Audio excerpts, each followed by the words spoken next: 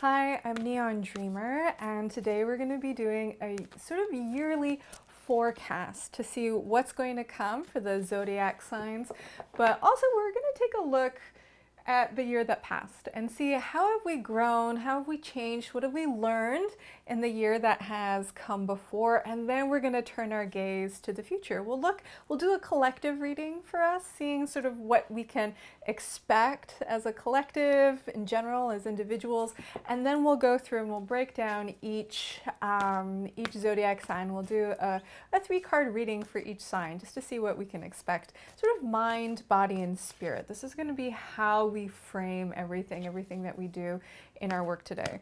I am a psychic and a medium, and so we channel spirit, we work with energies. I've been practicing for a long time, so it runs in my family. Family's full of like healers and seers and visionaries and things like that. But we like to use modern tools like the internet, tarot cards. We're going to use everything we have at our disposal, but since we are going to be working with energy, it's best to start with a little bit of a cleanse. So if you're at home, smoke them if you got them. We'll take our smudge, whatever your smudge of choice. You can use incense, or I like to use Palo Santo, sage, mugwort, rosemary, anything you want to burn. You can also use sound to cleanse as well. So smudging really helps us, especially when we're doing something like this, a bit of a ceremony to look toward the future as we let go of the past. I like to start by smudging myself as a practitioner, because I want to let go of whatever energies might be sticking to me, my own personal energy, right? Like my own karma. I carry my own shit around with me. So we want to sort of cleanse. The smudge helps to sort of like help dissolve, break up attachments and like release whatever energies might be clinging to us. But as smoke rises, it also is an offering, right, to the spirits and gods and all the rest of those things that are above us. We're sending something beautiful, beautiful smell, beautiful plant. We're sending it up as an offering up into the heavens. So I also do my tools, my tarot cards, my crystal ball. I'll do you guys. I like to do a bit of I don't know if you can see, I'm doing like a pentacle with a circle around it. Sign of protection, invokes the 4 elements plus human spirit. All right, so and the altar. Well, the altar is constantly being cleansed by sunlight, moonlight. It's always good. Love an altar in a window. Gets lots of fresh energy. You can see the sun shining there on everything. All right, so we're cleansed. Before we dig in to the reading part, before we do the work, I like to do a grounding and opening sort of meditation ceremony kind of practice.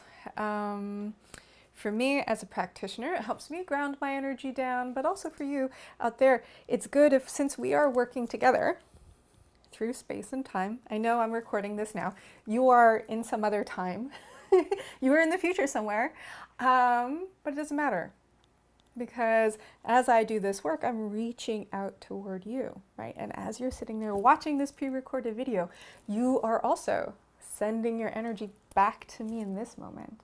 Right? So we are working together. And so together, through space and time, we're going to ground our energy. So to help us connect, I like to do this opening every time. When I see clients online, this is really super useful, but also in person, because there's still space, even if it's only like 3 feet, there's still space between us, right? And so as we go through this exercise, this meditation, this opening, we're going to think about letting go. Letting go of the year that has come, or that has passed, right? Come before or passed behind, or whatever you want to think. We're going to let go of that year, right? We're going to let go of any energy we might be clinging onto us, right? We're going to let go of that. We're going to ground into the earth. We're going to feel the earth supporting us. And then we're going to open up, welcome any new energy that might be available for us, right? Welcome guides and spirit to join us. And while we do this together, we create a sort of psychic space. We know when we meditate together, even through space and time, we create a psychic space together, right? And it's in this psychic space, right, that becomes the container for our work. All right. So that's why it's really important we do this. All right. Enough talking. If you're watching video, pause it, get comfy. All right. We can be sitting in a chair or on the couch. That's fine. You can sit with your legs cross-legged. If you're on the couch, that's cool. Or having your feet flat on the ground, no ankles crossed, that kind of thing. We just want to feel connected to the earth. I mean, if you're lying down, that's cool too. Though I do like the upright posture for when we're going to be channeling, right? You're channeling too as we do this. It's a collective effort. Collective reading, collective effort. So, I'll let you get settled. It's going to be a couple of minutes. I don't know, 3 minutes, 5 minutes? We'll find out. We're going to ground down. We'll start with a bell. We'll end with a bell. You can have your eyes open or closed, whatever feels safe and comfortable for you. Excuse me. And so, getting grounded in our seat, we'll begin. Oh, I'm going to close. Right. Okay. Inhaling and releasing. Just letting ourselves settle into our bodies, feeling our bodies as we settle into our seat, our hands connecting to our lap and our feet connecting to the ground beneath us.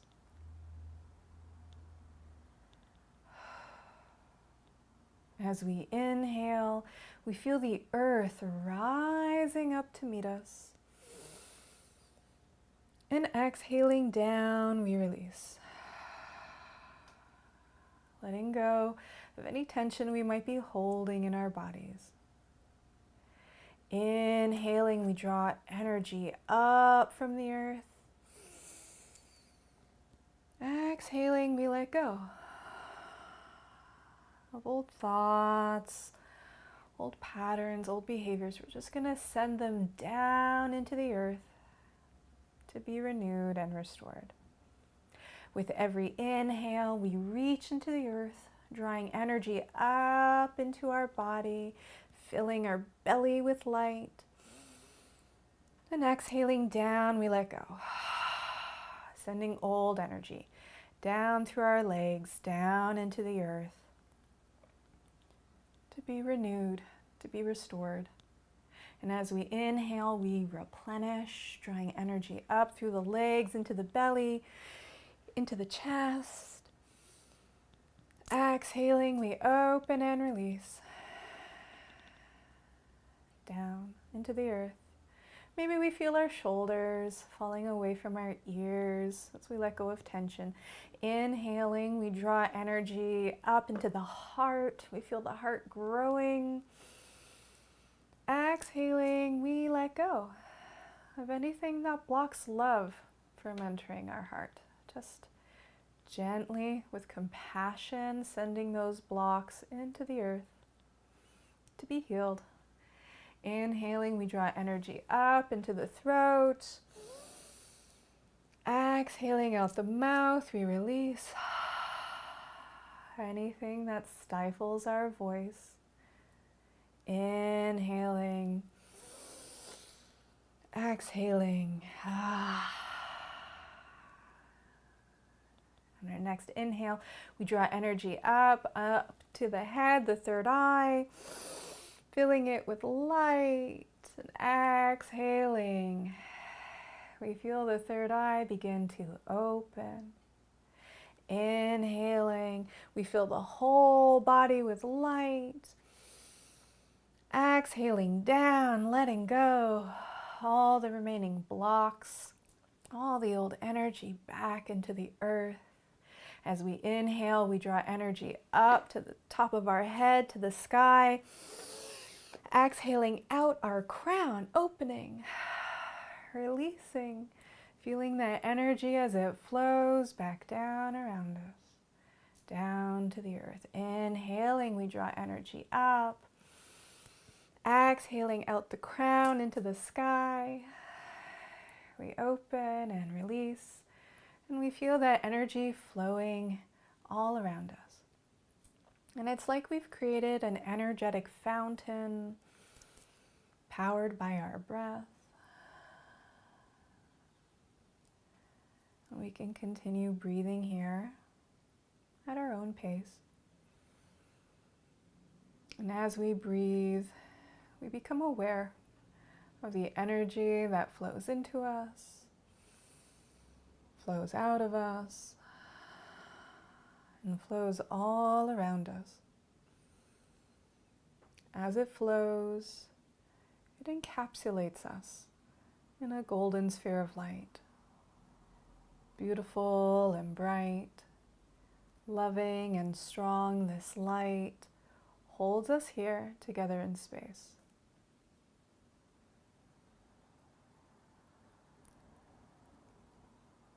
This light illuminates the shadows that surround us, illuminates the path before us,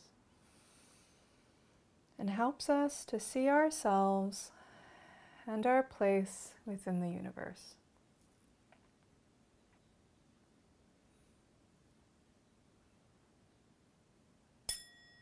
And I'd like to welcome you here to this open space we create together with our minds, our hearts, and our intentions. I'd like to welcome all the trusted guides and spirits, angels and ancestors that join us in our work today. Thank them for their wisdom, their protection, their blessings, and the light they shine on our path.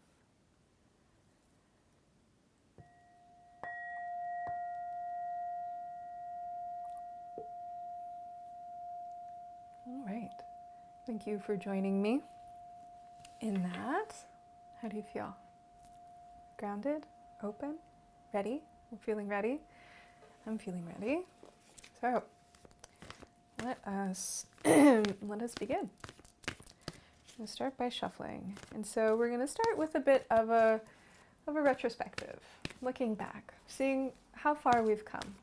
Who have we become? As individuals, as a collective. I'm trying to think about how I want to structure this reading. You know, trying to give a reading for like the whole of society, that's like a heavy lift. And that's kind of what I thought I was going to do, but as I'm sitting here, I'm channeling like this whole ceremony. The intention I'm kind of getting is I'm going to give a reading, sort of a general reading, but specific to you. Does that make sense? As a group and as individuals. I think that's what's going to, but think about this as a reading for you, but for the collective. Who knows? Maybe we'll find out other things. So I'm a psychic, I'm a medium, right? And so sometimes part of being a medium, part of being a channel is also like you have to realize that you may not have control over anything. You know, sometimes I set intentions for a reading for clients or myself, but for clients especially, I might set an intention, but the information that comes through, the answers we get, might be answers to questions we didn't ask. I might think like, oh, this is how we're going to structure it, and then it comes out a totally different way, and that's okay. And that's what we're doing today, just letting it happen. We're going to channel something, see what it is. Okay. All right. Normally, when I see clients, I go, okay, now you cut the deck. You tell me where to cut the deck. We'll do that. We'll do that. Let's see if it works. I've never tried this before. So let's see here. Cut the deck together.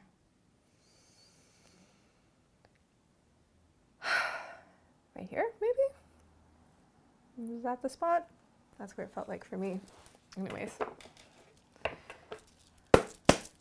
Okay. So let us begin. For the collective reading, I'm going to have you join me. We're going to do some more breathing together, and I'm going to have you take 2 breaths together with me. Okay, so we're going to inhale And exhale. Inhaling and releasing. So the way I do my readings, I hold the crystal ball and I try to feel you where you are.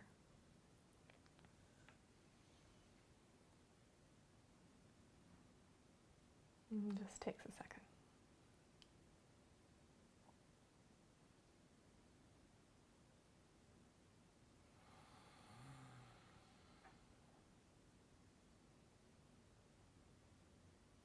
All right.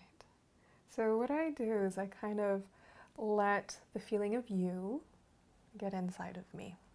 So I sort of take you in, I feel you in my body, I feel you in my mind, my head, and I see what it's like to be you.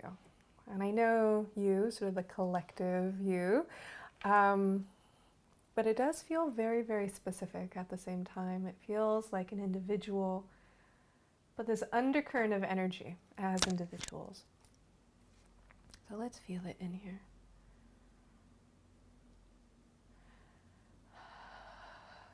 Okay. Well, what it feels like, I think we can all say, is that we are sort of, I want to say delighted, it's not, maybe is too strong of a word, but kind of surprised at how okay everything has turned out despite it all on a personal level. And I think for the past New Year holiday season that has kind of just passed, I think there's a collective feeling like, oh wow, actually it could have been worse, and the circumstances aside, right? Like the outside world, all this stuff happening too. It's not that the world or stuff could have been worse, and frankly it could have, for us as individuals, but I think it's us, this feeling that we could have done a worse job. We could have done a worse job.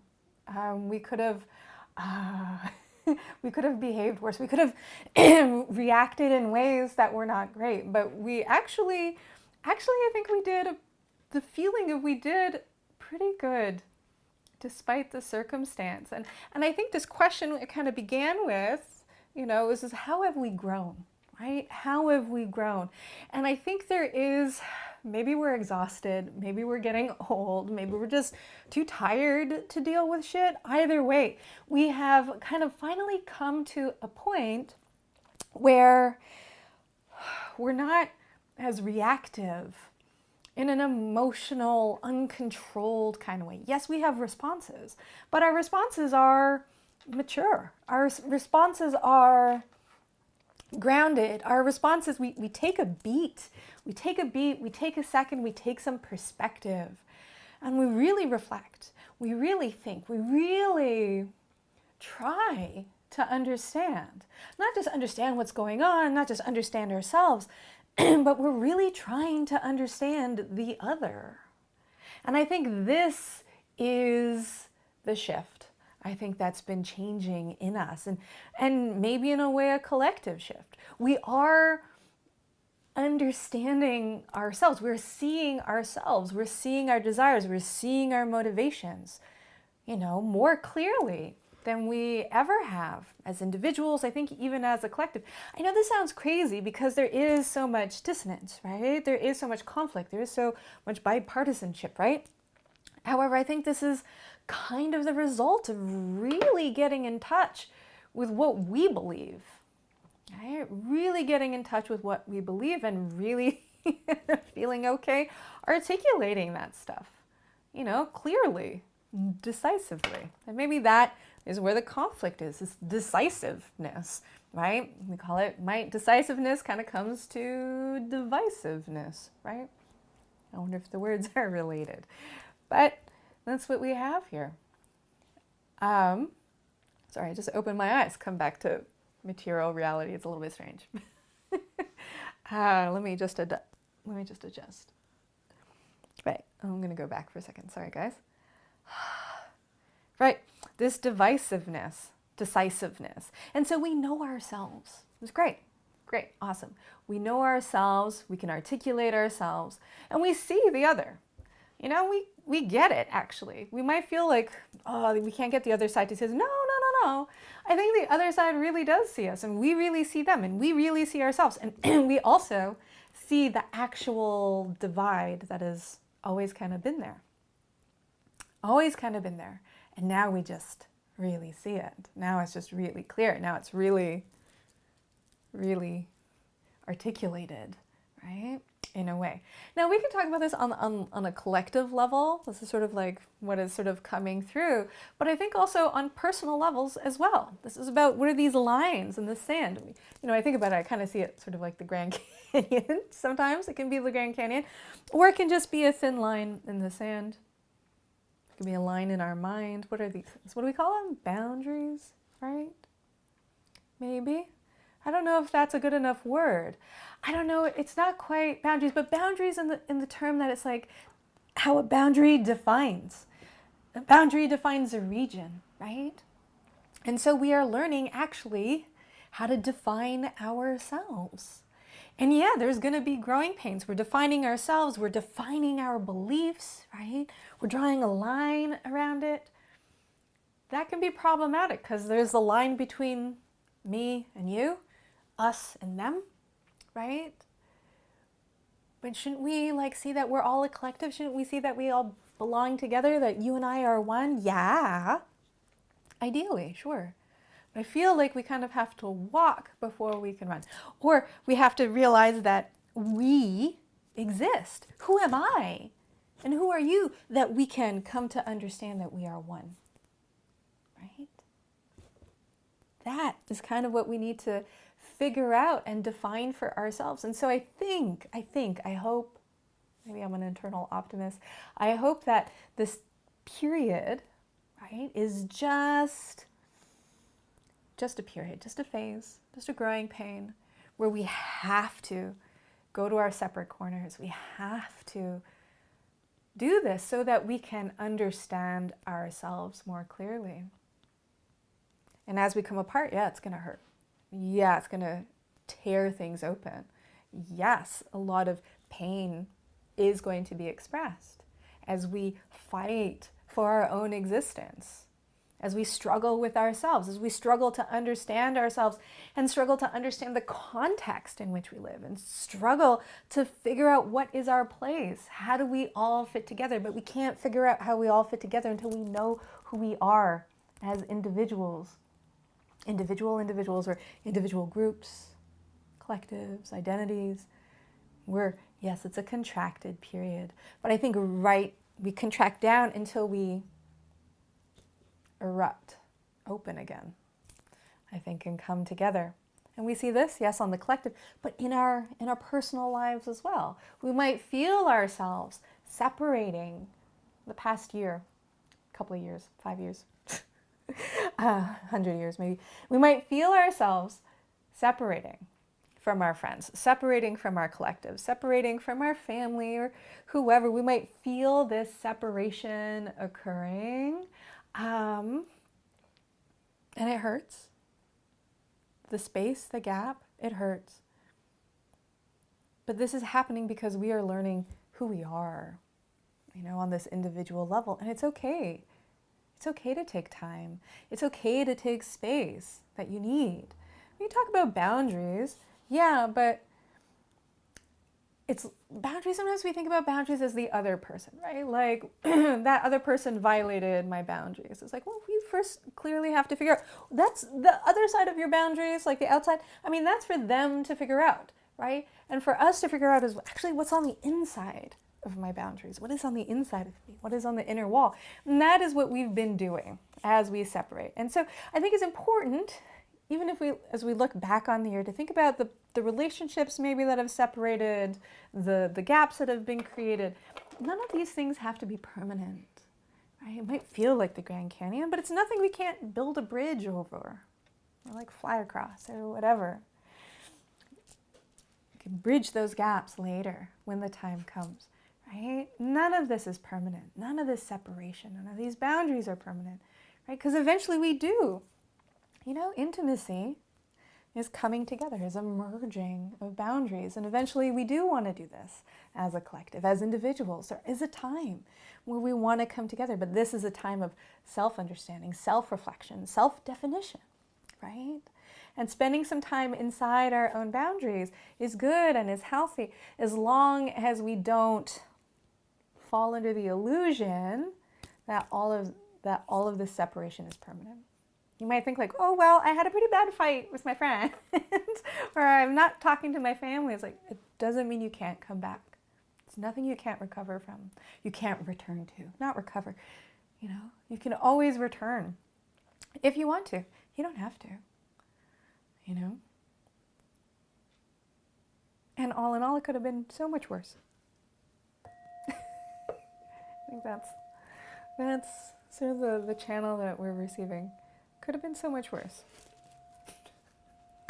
This is good. Sounds like, how is this good, Diana? None of this sounds good.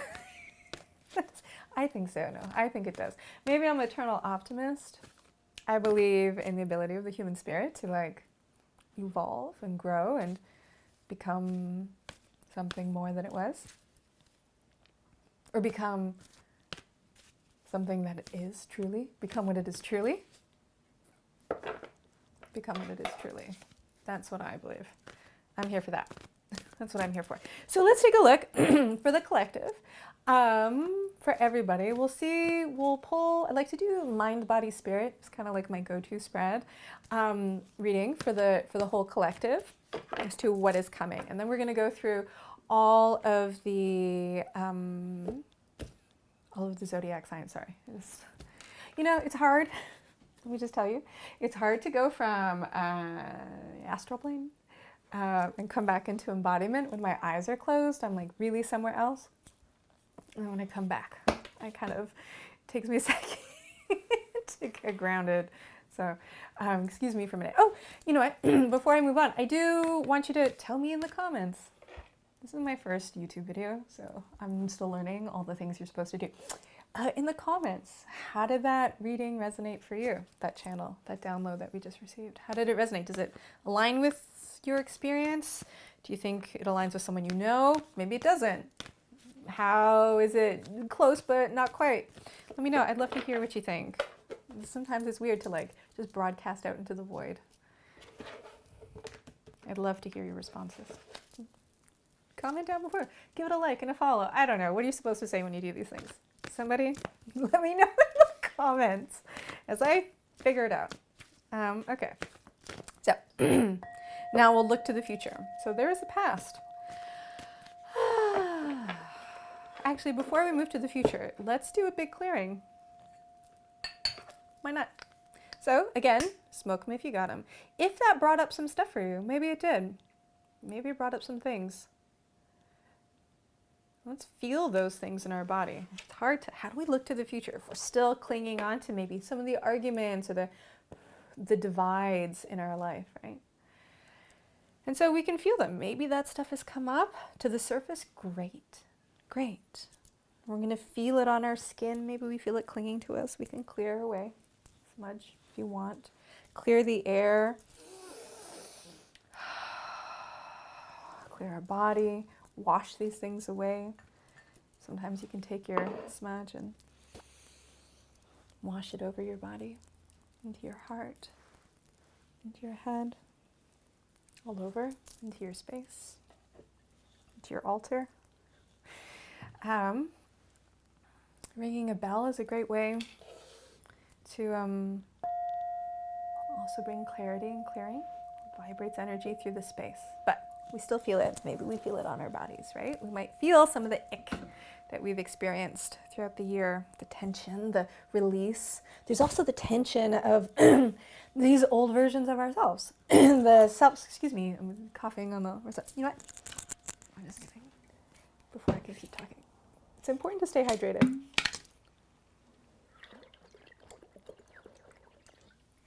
We got, there you go, the biggest water bottle ever.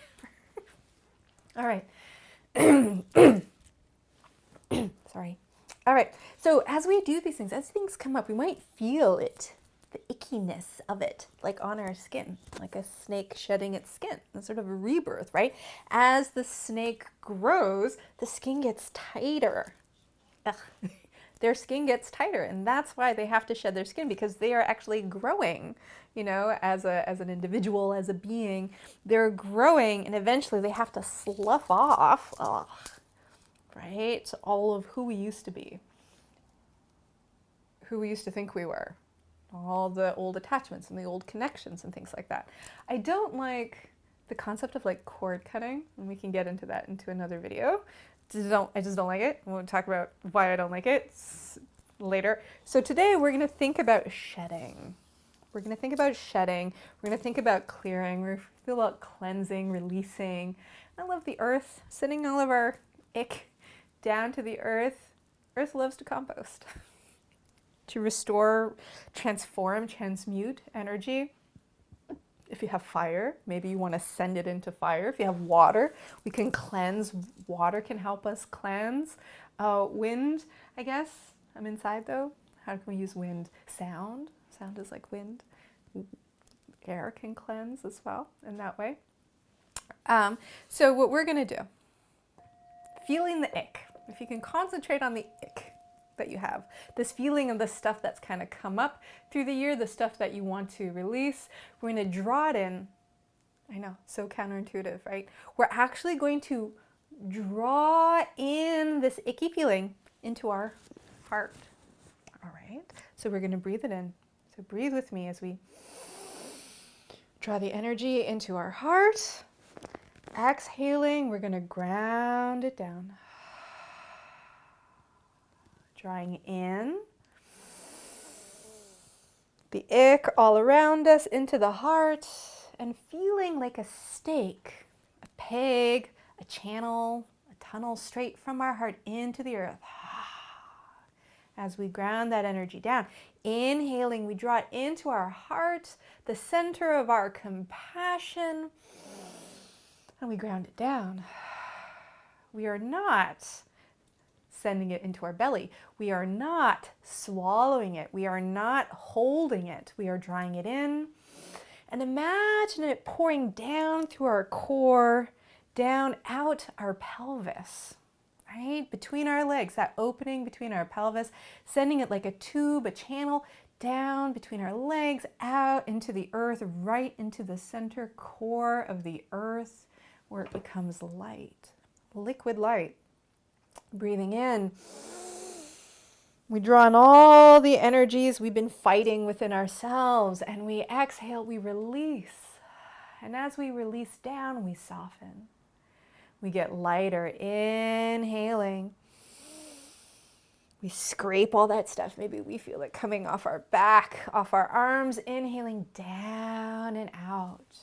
Inhaling like smoke in a room. We're an air purifier. We draw it in into the heart. Exhaling down, we flush it down into the earth. One more time. All the particles of ick, our own ick that surround us, drawing it in into the heart of compassion, forgiveness, love, and we then send it down into the earth as we release.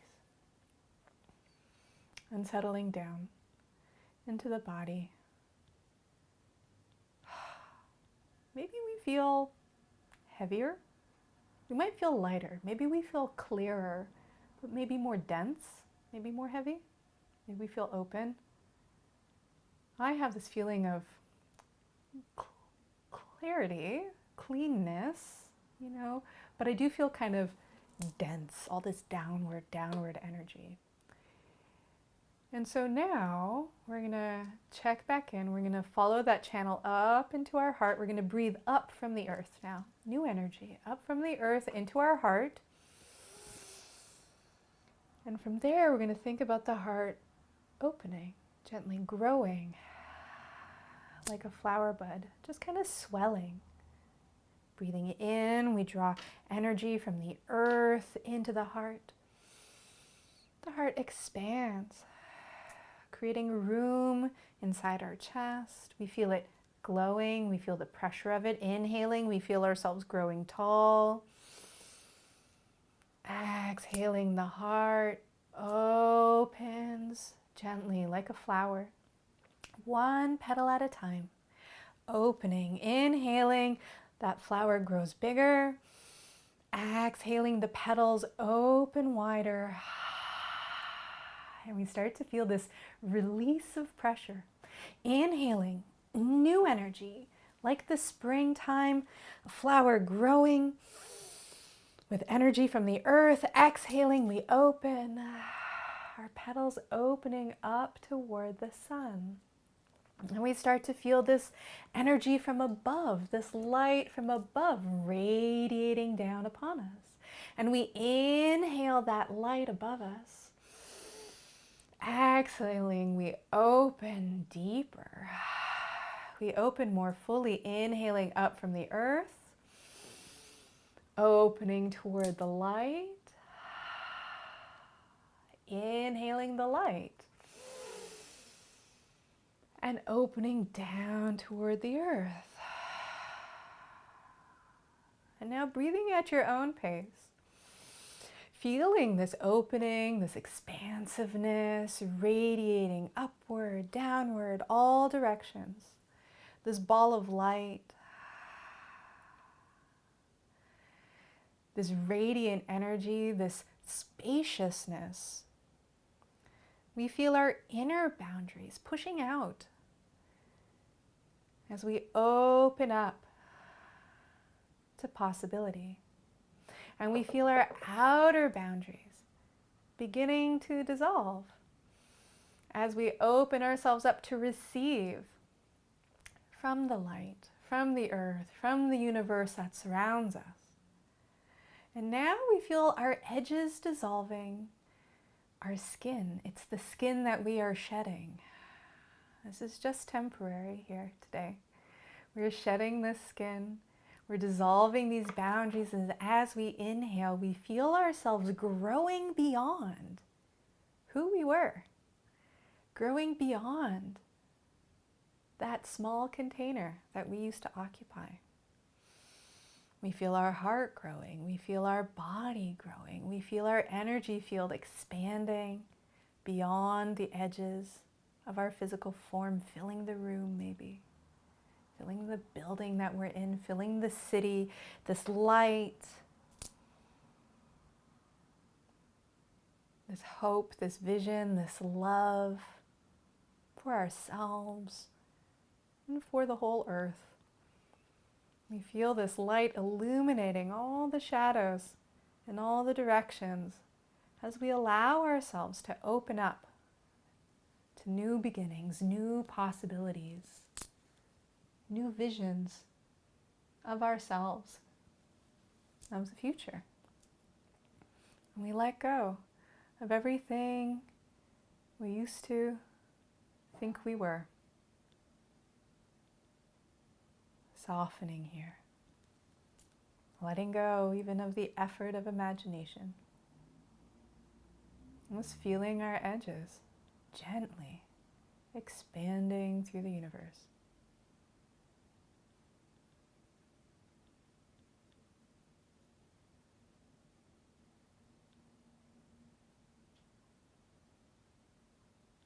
Allowing all the potential timelines and futures, past and presents, to flow through us.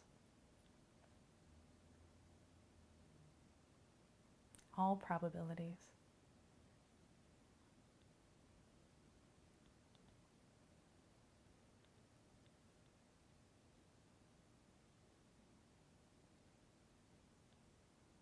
And at the center of all these probabilities, all this possibility, there is a light. It's a very tiny light, just a seed of light, slightly more dense than all the light that surrounds us. And we reach out to that seed, and we allow that seed to fill our hands. We hold it in our hands.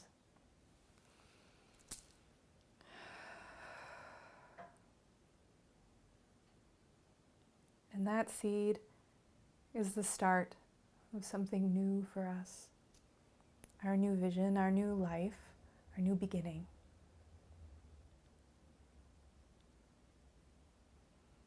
We may not know what's inside or what it will grow into, but we know that it is full of light. It is light. And so we'll take the seed and we'll plant it.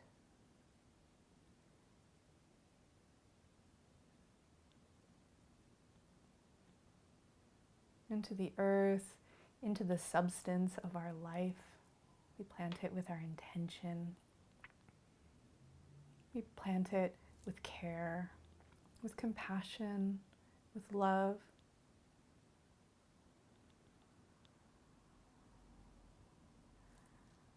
And we'll water it.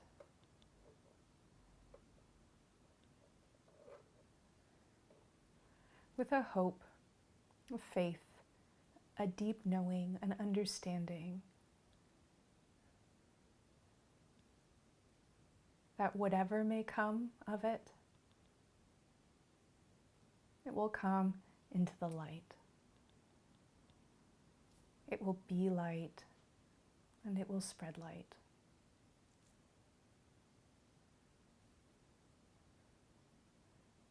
In our hearts and into the universe.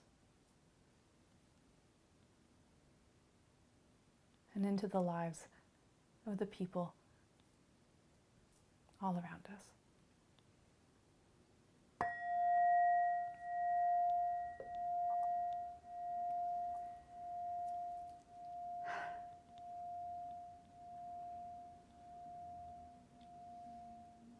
Thank you for joining me in that. It was, feels like a gift that was given to us. I had not intended to do that. I'd never done that meditation before.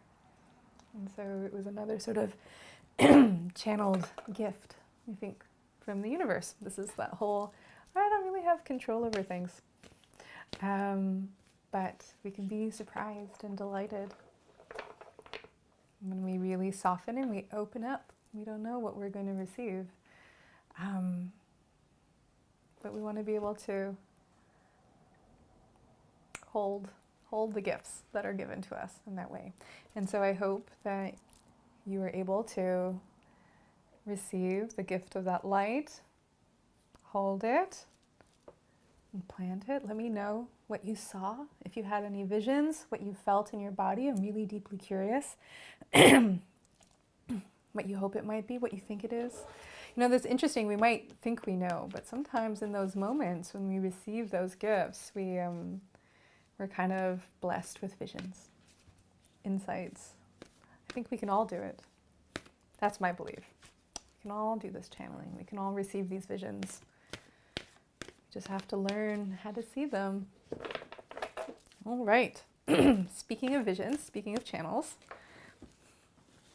I wish I could I just want to I want to reach out to the crowd and be like, you tell me, how did it go for you? While I have a drink.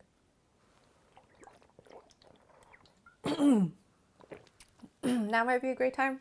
Pause the video and do a little journaling while I drink some water.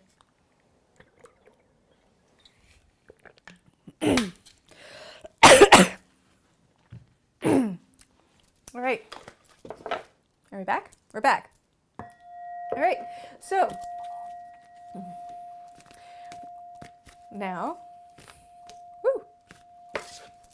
we have the Four of Coins. There we go.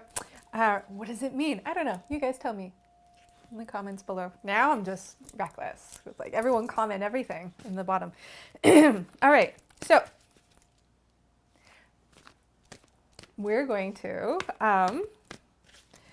now we're going to do some channeling for all the zodiac signs for the year to come. We'll do a 3-card spread or maybe a 1-card spread. I don't know. We'll see how it goes. We're going to channel, download, forecast for the zodiac signs for the year to come. Have I pulled any cards yet? Did I? I can't remember. Maybe I haven't. Oh yeah, I was going to do for the collective. Let's do that. I'm sorry, guys. Astral plane, back to earth. We're going to do a collective. All right. So now we're going to do a collective reading. Hi. We're going to do a collective reading for all of us moving forward into 2025.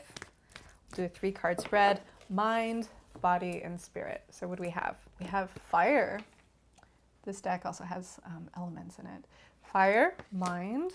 Mind can be work, mental processes, whatever. Mind, body. We have the 4 of Cups. Body can be material world, physical health, 4 of Cups. Mind, body, and spirit. Spirit is self-explanatory. We have the 6 of Swords. Relax. I know we might think like, oh no, not the 6 of Swords. It's okay. There we go. All right. So mind, body, spirit. Let's take a look. Fire, mind. I think we all are going to want to start the year like on fire. I think we're feeling it. I know I'm feeling it. Don't know about you, but I can guess that we're all feeling sort of motivated. We're feeling like change is coming. We're feeling like something has to be done. We want to do something with our life. We have a vision. Maybe we just received a vision. We're feeling very motivated to get things going, or like we have to, or at least like the pressure is on, whatever that motivation is. It might be internal intrinsic motivation, it might be an extrinsic motivation, like, oh shit, I really have to get it together or else. Whatever, it doesn't matter. We are getting this like clear sort of burning image, right? That's coming to us. However, what might stop us? Body, I pull these cards, body might be like the world around us. And I think the one thing that I want to caution us against, okay, is that, there it is that we don't want to be disappointed with what we have. We might think, oh, well, I can't do something, like I have this vision, but like I can't friggin' do anything about it because I don't have the right tools, or things are unsatisfactory, or whatever it might be. And I think, here's a warning, is that we might be missing the point. We might be missing the offering that we're actually getting if we are just focusing on the nature of the stuff we have like around us. If you know what I mean, like, oh, I can't be an artist because all I have is like one pencil. Like, this isn't enough to make real art. This, I mean, it's actually a great pencil. But art doesn't come specifically from the tool. I mean, it helps. Tools help. I feel like instruments, they do say something, but that's not where our visions come from. That's not where creativity comes from. That's not whatever. So we don't get fixated on the materials you have to work with. What you have to stay focused on is the vision itself. For instance, want to start a YouTube channel. Well, I don't have a camera. I'm using my phone. Forget it, right? Use what you have. Use what you have. Otherwise, we might be disappointed. Might feel like we've missed out on something, or things aren't coming as we are. And I think this is the collective struggle that we need to get over. This feels like a lesson we need to learn. Maybe this is a question of what do we need to shed in the future? Do you know what I mean? This feels like things that need to be changed, things we want to not have to feel like in the future. This is like regret I don't want you to have in the future. How do we avoid future regret, right? So we're at this crossroad, we have this fire, but I could feel like, ugh, I don't have what I need. I don't have what I need. And so therefore it's not going to happen. We have to, I think this is the thing we have to shed. We have to quit this. We have to quit this if we want to move forward. This thought, this feeling, this assumption, this like fixation on what we don't have, right, is actually getting in the way from us actually receiving the gifts that are being offered to us. Because we're like, the situation isn't perfect. This partner, like I have a partner, but they're not perfect. And if I stay with them, maybe then things won't be perfect, or whatever it is, or my house is not perfect, or things aren't perfect. I'm not perfect. So what's the point of even trying? Not that I'm going to give on my secrets, my secret things I need to release. I don't know about you guys. I'm not perfect. Nothing is perfect, right? Well, no. Yeah, if that's what we're fixating on, that is what we're going to be feeling. Do we want this? I'm going to imagine that y'all are saying, no, I don't want this. How do we not have this? Good question. Let's find out. Let's pull more cards. And we have the Ace of Coins. Ace of Coins, mind, body, Four of Coins, Spirit, Knight of Cups. Love it. There we go. That's right. Grab that cup. Grab that cup. I know you guys can't see my cards. It doesn't really matter. If you've ever had a reading with me, it's like the cards, obviously, we're like 50 minutes into this video. I just started pulling cards. I'm not, like, I don't define myself as a tarot reader because tarot is like the last thing I do. But anyways, how do we move forward into the future? Ace of Coins.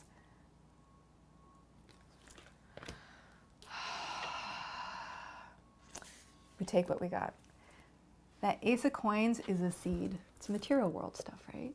We take that seed, right? And we throw it into the wind. I love this bird flying with the seed, with this Ace of Coins, right? We take what we have. We take that grain, we take that sand, that seed, and we toss it to the wind like a dandelion seed into the wind. We have to. And it's like, what does that mean? We have to release it. We have to let it go. Right? Like we have to launch it. We have to do the thing. We have to like stop clutching to things, right? We might want to clutch to things close to our heart to protect them. But if we protect them, they will never flourish in the world, like raising a kid. You gotta like shove them out of the nest. And this is kind of what we have to do. We have to let them live their own lives. What does that mean? We have these ideas. We're being gifted with these visions. We're being gifted with these ideas. We're being gifted, right? With blessings. And the counterintuitive thing is we actually have to release our grip on them if we want them to grow. Now, that being said, be discerning, okay? Like, be discerning. Be discerning. You're not dumb. Don't be dumb. I'm not just saying blindly be like, oh, whatever, I'm just going to let it happen. It's like, no. Use your discernment. Use your discernment to make good decisions. Yeah, no. Trust your gut. Trust your intuition. And sometimes that means saying nope. Or sometimes it's a nope. Sometimes it's a hard nope. Right? And it's like, I'm going to have to pass on that opportunity or whatever it is. That's okay. Sometimes saying no to things is also liberating. Sometimes we have to say no to this shit that isn't actually good enough. We have to say no to it as opposed to just clinging to the empty cups, right? So that we can actually invest our energy into our vision. We have to conserve our resources, not by not doing, right? By not doing shit that doesn't matter. Right? Let's stop filling the cups we don't want. Why are we filling those cups when we could be filling the main cup, our actual vision? What does that look like for you, for us as a collective? It looks like, now it's a lot of no. It's a lot of no's. Nope. Let's call it a nope. A lot of nopes. Like, no, I'm not gonna have to pass on investing my time, resources, energy, money, whatever, thoughts, emotions, psychic power, imagination, creativity, right? It's like we get exhausted. If we're constantly trying to problem solve things that we are not emotionally invested in, then the things that do matter.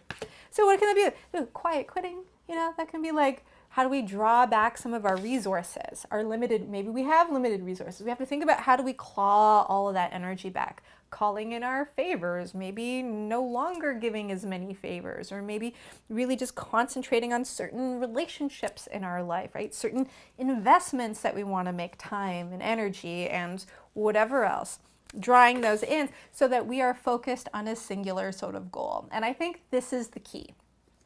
Singular goal. And it might not be like you have to quit all your little side projects or your side hustles. No. It's like the big goal. What is the actual vision? What is my life meant to be?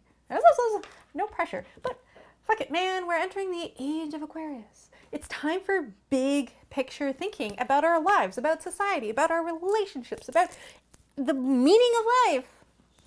Not to be dramatic, but, right? Real fire. What is at the core of us? What is the point of my existence? And invest everything to fuel that point.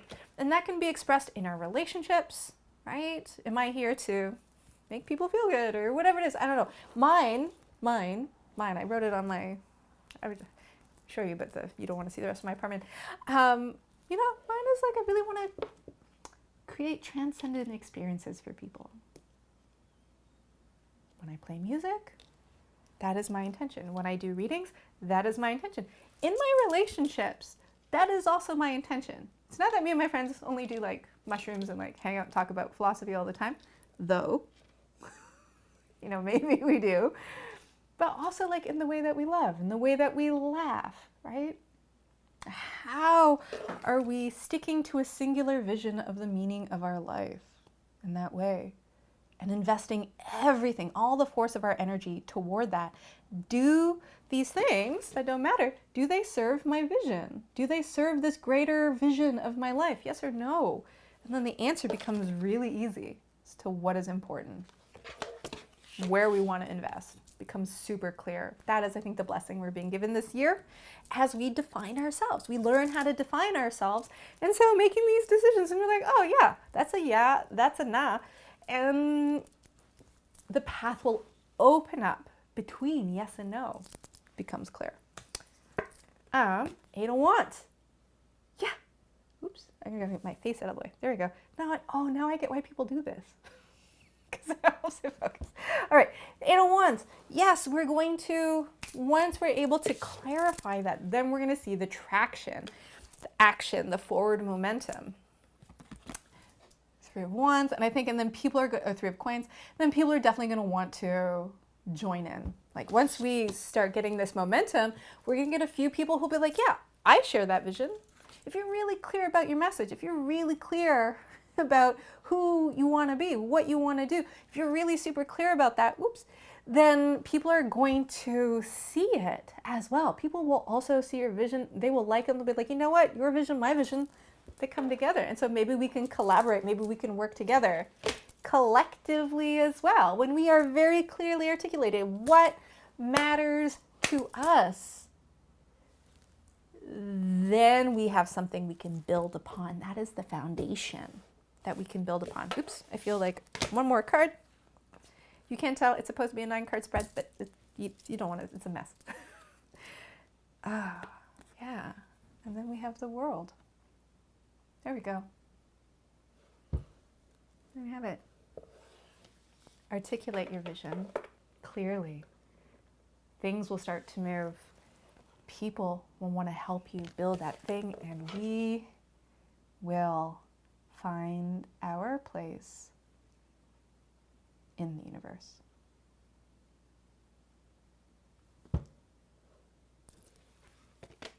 Yeah, girl. I love this for you. I love this for me. I love this for us.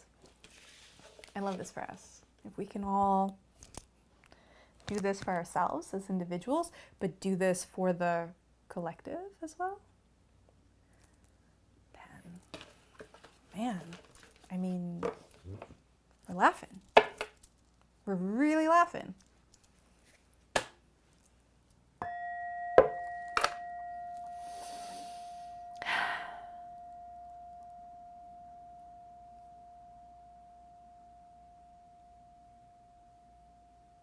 All right, you can pause the video if you like. Maybe do some journaling. Maybe while we were talking, you got a download. Maybe that seed started to sprout. Maybe the seed started to sprout. Maybe you got a vision. Maybe some ideas started to come. I want you to pause for a second. Write it all out. Let it come. Let it flow through you. Whatever's flowing now, get it out. Maybe you do a voice note. Maybe make a video for yourself. Write it down. Get it out. Get it out. Get it out. Get it out. While it's flowing.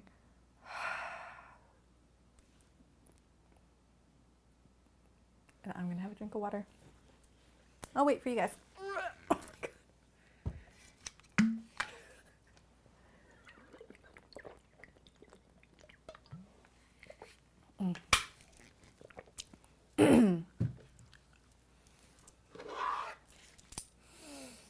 And we're back. Am I going to edit this? No. No, just one take all the way through. All right. All right. I used to host a radio show. It was a live radio show. It was a psychic phone-in show called Neon Dreamer. And people would call in. And yeah, it was just 2 hours of this live. I'm going to start doing live YouTube live things because it is the 21st century and I should join. This is what I've decided. So if you're enjoying this, like and follow, share with your friends, whatever. Find me on Instagram at neonandroid. Go to my website, neondreamer.com. You can book private sessions with me too. That's totally a thing. I'm offering a it's like a solar return ceremony this year. It's just a new offering. And we kind of do this, but on an individual level. And we go through every month kind of coming up for the year. We can work on intention setting, guided visualizations, that sort of stuff. You can book a session with me if you want to go into more. If you have so many questions, oh my God, neondreamer.com, go there, book now. I'm trying my best. My intention this year is to hustle. Not self-conscious about it at all. Whatever. I mean, I want abundance for you. I want abundance for all of us. I gotta do my thing. I feel called. Can you tell? Oh my gosh. Peek behind the curtain a little bit. I feel like I have this like nutty professor energy sometimes. Get self-conscious. But what can you do? It is what it is. I am who I am. All right. You ready? Great. So now we're going to look at our zodiacs. Sorry, a little interlude. So now we're going to look at our zodiacs. Welcome back. We're going to look at our zodiac forecast for the year coming up. Each individual zodiac sign we're going to go through. We're going to pull some cards. We're going to see what specific messages we have for each sign. All right. This deck is a great deck. It's called the Spolia Tarot. It has, you saw the elements, it has some of the elements, but also has all the zodiac signs also, but I like to separate them out when I do these readings, but they're fun. I don't know why I like it, Spolia Tarot. You can check it out. I don't know if they make it anymore, but I love it. Okay, so here's our 12 zodiac signs, year to come. So we'll start with Aries. All right, Aries. Pull a card for Aries. What do we have? We have the Devil. Don't worry, Aries, don't freak out. We have the Devil. We'll do 3. We'll do 3 cards for you. We have the Devil, we have the Ten of Swords. Just breathe. We have the Devil, we have the Ten of Swords, and then we have Knight of Coins. Great. All right, Aries. I know you're looking at, I have an Aries moon, very reactive. We're like, what is happening here? Don't worry. I feel like this is the year that you actually face your demons. I don't know if you can see this one. It's like the demon is eating a person. I think it's supposed to be like Saturn or somebody eating somebody. But when I look at this, I feel like it's time to actually deal with the things that you've been avoiding. Those demons of the mind, those things that have been plaguing you. I think the stuff, the responsibilities, the whatever bureaucracy, whatever you've been avoiding, like that stuff has been siphoning psychic energy out of you for long enough. And so I think this year, especially like this first quarter, like Q1 is a great year for you to finally deal with your shit, and it's gonna feel great. All right. I know you're like, but how? It's overwhelming. There's too many things. Honestly, Knight of Coins, slow and steady, kiddo. Just do one thing at a time. Like we said, just one seed, plant the seed. What is the vision that I have, right? What is the vision that I have? And just stick with that. Like I have a goal. I want to get to this vision that I see for myself in the future, but I can't because I am being friggin' dragged down by all of these things sucking siphoning energy away from me. So we're facing these things head on for you. Let's pull some more cards. I don't normally do this. So we have the Chariot, the Five of Swords, and the Seven of Wands. And so how do we do it? I mean, honestly, just do it. You're Aries, you're impulsive, you're like, just get up and take action. So just do it. I know that sounds like weird to say, but like, just literally just do it. Don't think about it. And you're like, if anyone can act without thinking, it's you, Aries. So the less you think about it, the better. Maybe that means like not looking as you go ahead and do the thing, or like only looking, like just like half looking. Just find the way to move yourself forward. What does that mean? It's like, yes, there will be discomfort. It will feel like, I don't want to do this. This sucks. It's like, I hate doing my taxes or whatever it is. It's like just ripping off the Band-Aid. And I'm like, how is that good advice? It's like, because it's this fear of discomfort. It's the fear of discomfort that I think has been holding you back. Like, I don't want to feel icky. I don't want to feel owie. I don't want to feel the owie. But like, once you experience it, I think the idea of what the suffering could be, like the idea of swords, right, hurts more than the actual thing. Once you take that leap into discomfort, once you take the leap into that sense of discomfort, it will be replaced with a sense of control, because you're like, oh, I can actually fucking do this. Who knew? Part of my language, but Aries, you can do this. You absolutely can. And once you start doing it, you'll be like, oh, I actually kind of like it. I'm actually good at this. What was I thinking? Why was I avoiding this for so long? Am I an idiot? Don't look back. Okay, just don't ask those questions, right? We were figuring out some shit before. We had some anxiety, yes, before. But like, honestly, we are so sick of this. We are so sick. We're so tired. Like, bored. We are actually bored with our own shit. And that's great. I mean, you get easily bored, so use it to your advantage. And then what happens? 10 of Cups. And things will actually start flowing. Is it worth it to go through that discomfort? Abso-fucking-lutely.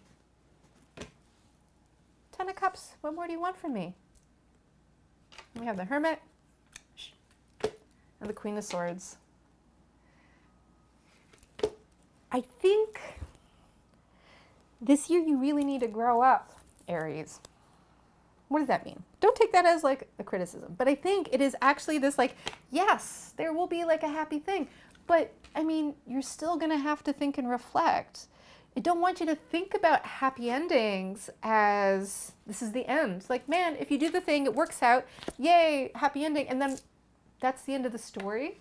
What about the rest of your life? With the fairy tales, it's like, oh, the prince rescues the princess and they get married and they live happily ever after.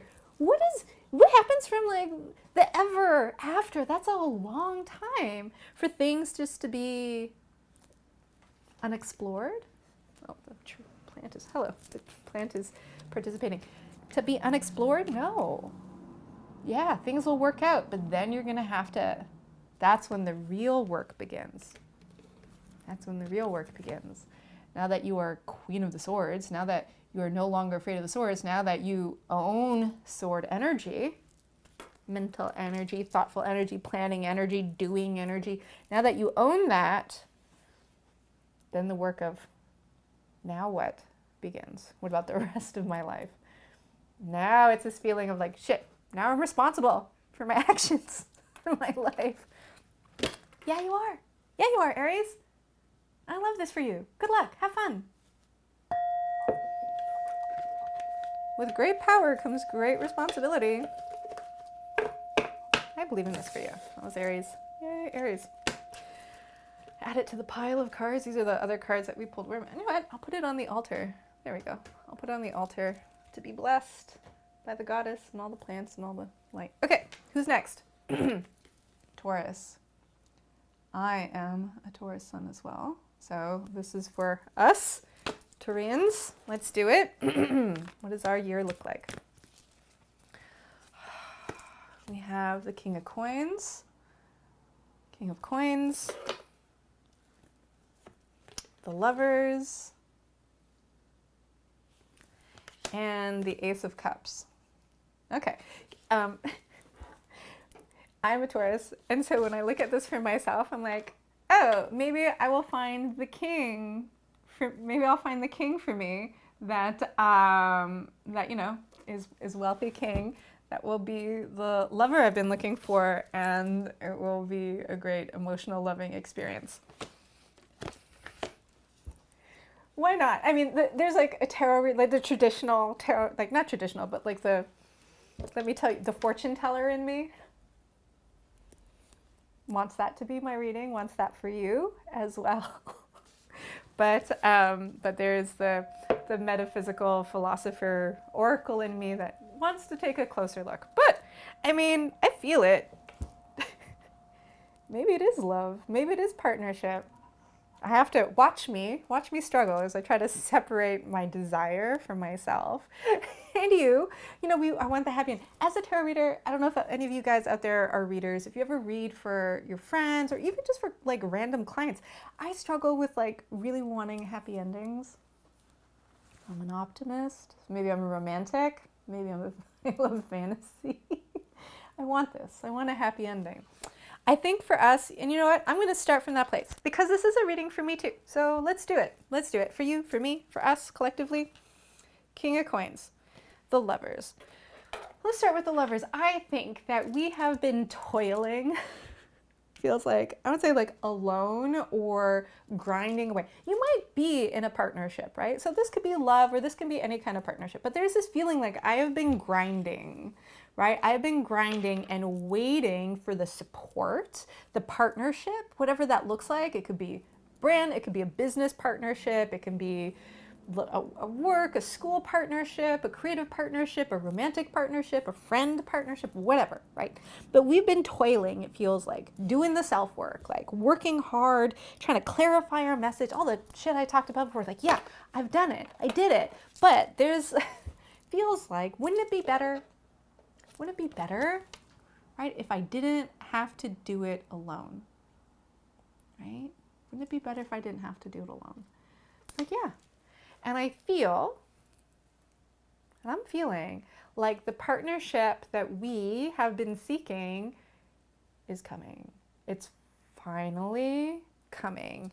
It's not like, and it's coming in a way that does in fact feel liberating. I think in the past, we've been in partnerships that have felt like burdens, right? We carry this partnership and I have to it's like gives me headaches. I have to think about what they're thinking, or they're just like, it costs me more energy than it gives me, right? Or costs me more resources. And that can be exhausting, right? That can be really exhausting and draining. So maybe we've taken the past couple of years to, you know what, it's okay to isolate or socially distance from the world, or just in general avoid intimacy, right? And I think that is really what we're talking about here a little bit. It's about finding really true intimacy, right? It can be creative intimacy, it can be philosophical intimacy, it can be intellectual intimacy, right? But the sense of actually sharing space with other people as opposed to just containing space for other people. I actually gave a reading to a client this morning, kind of the same message. Learning how to be held as well. So we too can feel light and free. Light and free. We're finding the containment we want so that we can be free to go to that next level. Taurus, when we're talking about what are we shedding this year, like the skin that we've shed, how are we growing? And I think there is we're very pragmatic and we're like, well, I'm just going to keep it down to earth and basic. I'm not going to set, crazy ambitious goals. I'm going to be, one step at a time. It's like, no, this year is the year we learn how to fly. No, we're going to erupt. I think of the cicada, right? Who spends 13 or 17 years underground, right? Becoming this kind of beetle thing. And the cicada emerges out of ground. You're like, oh man, it spends 17 years, 13 years, depending on the kind of cicada, in the ground, right? And finally, just to come out of the ground. That takes so much effort, Taurus, for us, just to go from the ground, underground, to on top of ground, right? But then we start to feel something. And I think there has been this pressure building for Taurus. I think there's this pressure building and we're starting to feel a little bit uncomfortable. We feel discomfort in our lives, in our relationships, all around us. We're starting to feel this tension, right? Of like, oh, and like a cicada, they kind of try to dig in. Cicada will like lock into a tree bark, right? As they start to feel this pressure building inside of themselves. They start shaking really violently, right? Taurus, I hope you're okay. We start like thrashing around a little bit as we struggle, as we fight what wants to happen, what wants to emerge. And eventually, cicada like hulks out, just like rips out of its own skin, its own body, its own container. Doesn't bother going into a chrysalis. Nope. Just tears itself apart and emerges, with wings. And suddenly, this earthbound creature is able to fly. Who knew it? Good news, Taurus, and cicadas everywhere, that fundamentally they stay the same.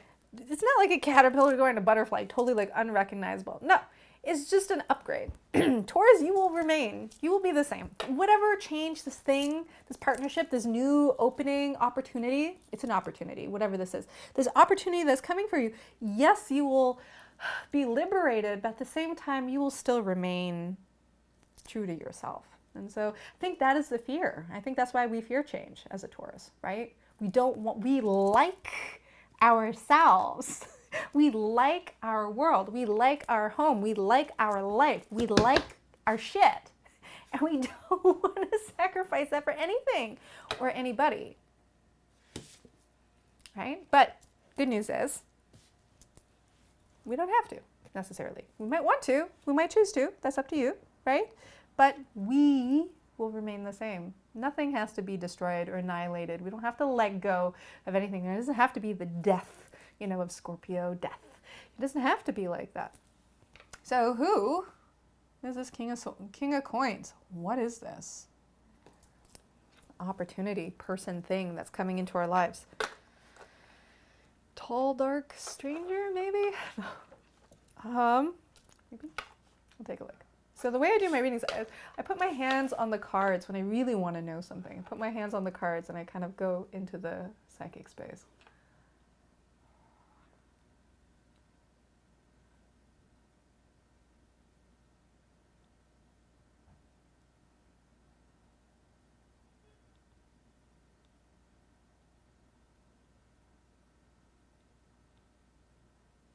It feels weird. It feels like something we want, but it feels like we're not ready for it.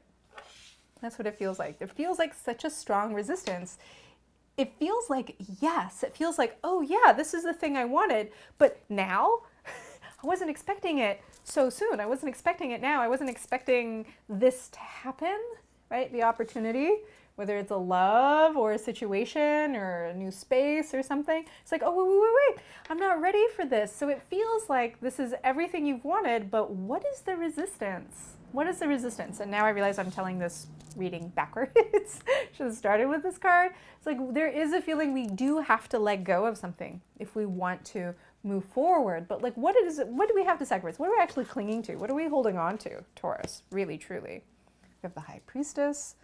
Love this reading for me and you. High Priestess, Three of Wands, and the Ten of Coins. You know what? Came reversed, but I don't want it to be reversed. We'll do the reversal, but I feel like I don't want to move the camera because I feel like it's too dangerous. It took me so long to get this setup happening. Maybe I'll just move back into the jungle so you can see the cards.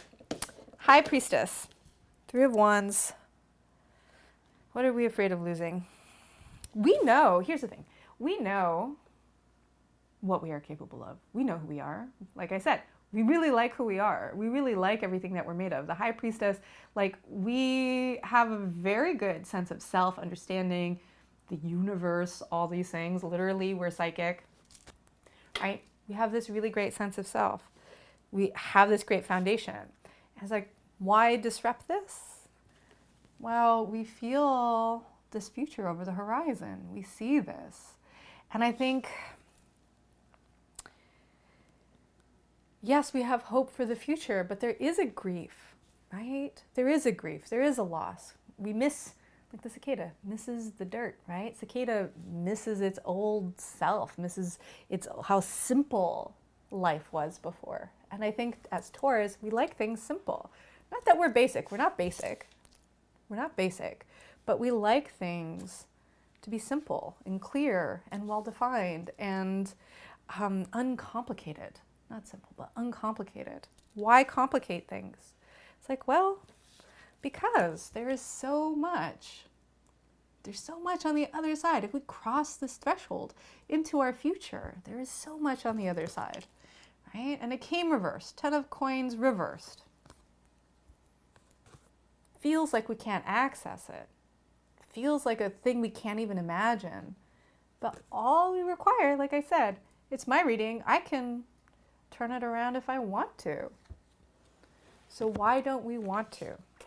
Or what's preventing us from it? Why don't we believe in that? Page of Cups. Page of Cups. Air. I love this. Air. Why? Right? And the Magician. Girl, this reading is like potent. I think it's hard for us to like just relax and have fun. We are so serious, Taurus. We know how to indulge, right? But we're serious even when we have fun, right? We are so serious. And so how do we just like kick back? And I think that is what we have to access. How do we stop being so serious? We're so serious, like how we worry so much. We try to plan for the future, right? And that kind of prevents us from moving forward. Please see the collective reading I gave to you, to all of us. And so we're so clinging on to this that it's hard for us to be free and move forward. So we have to kind of take on the opposite energy of us, which is earth. We need to be air, light, and free. We have to incorporate more of the elements, right? And this lightness and the Magician card. And so incorporating all of these elements, alchemizing our stability, our groundedness, our perspective, our fire. We have fire too. Water is pretty easy. It's very nurturing. Air, I think, is something that we, Taurus, struggle with. And this is the key. We have to think about how do we keep it light? How do we keep it light? How do we keep it light? How do we have this vision for our future, right? How do we dream big? How do we cross the threshold? Oh my God, it's all so serious, right? No, dude, we have to keep it light. How do we have fun? How do we have fun while doing really important stuff? That is your homework, all right? Aries has to deal with shit. You know, Aries is like, rip off the Band-Aid, feel pain, confront your demons. Taurus, your homework is to have fun. All right? Relax.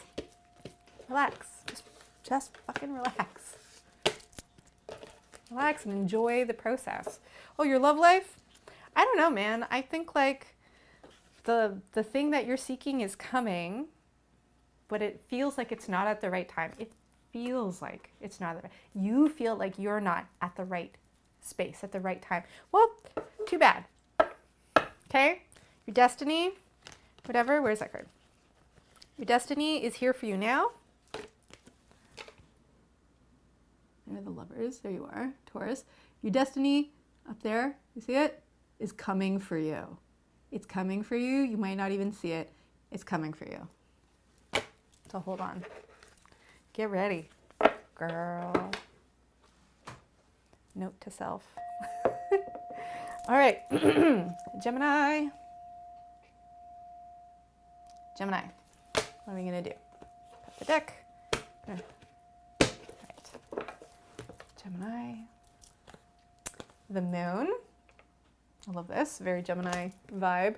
The moon, the 9 of coins, the 10 of wands, and the wheel of fortune. Oops. The moon, 9 of coins, 10 of wands, wheel of fortune. Gemini. For you, oh wait, this is 4 cards. This is not the kind of spread I meant to do, but this is a spread we're doing. So it is what it is. The moon. So Gemini, you are at a crossroads. Nah, I think you've already just passed through this crossroads. I think that you've already made your decision at this crossroads.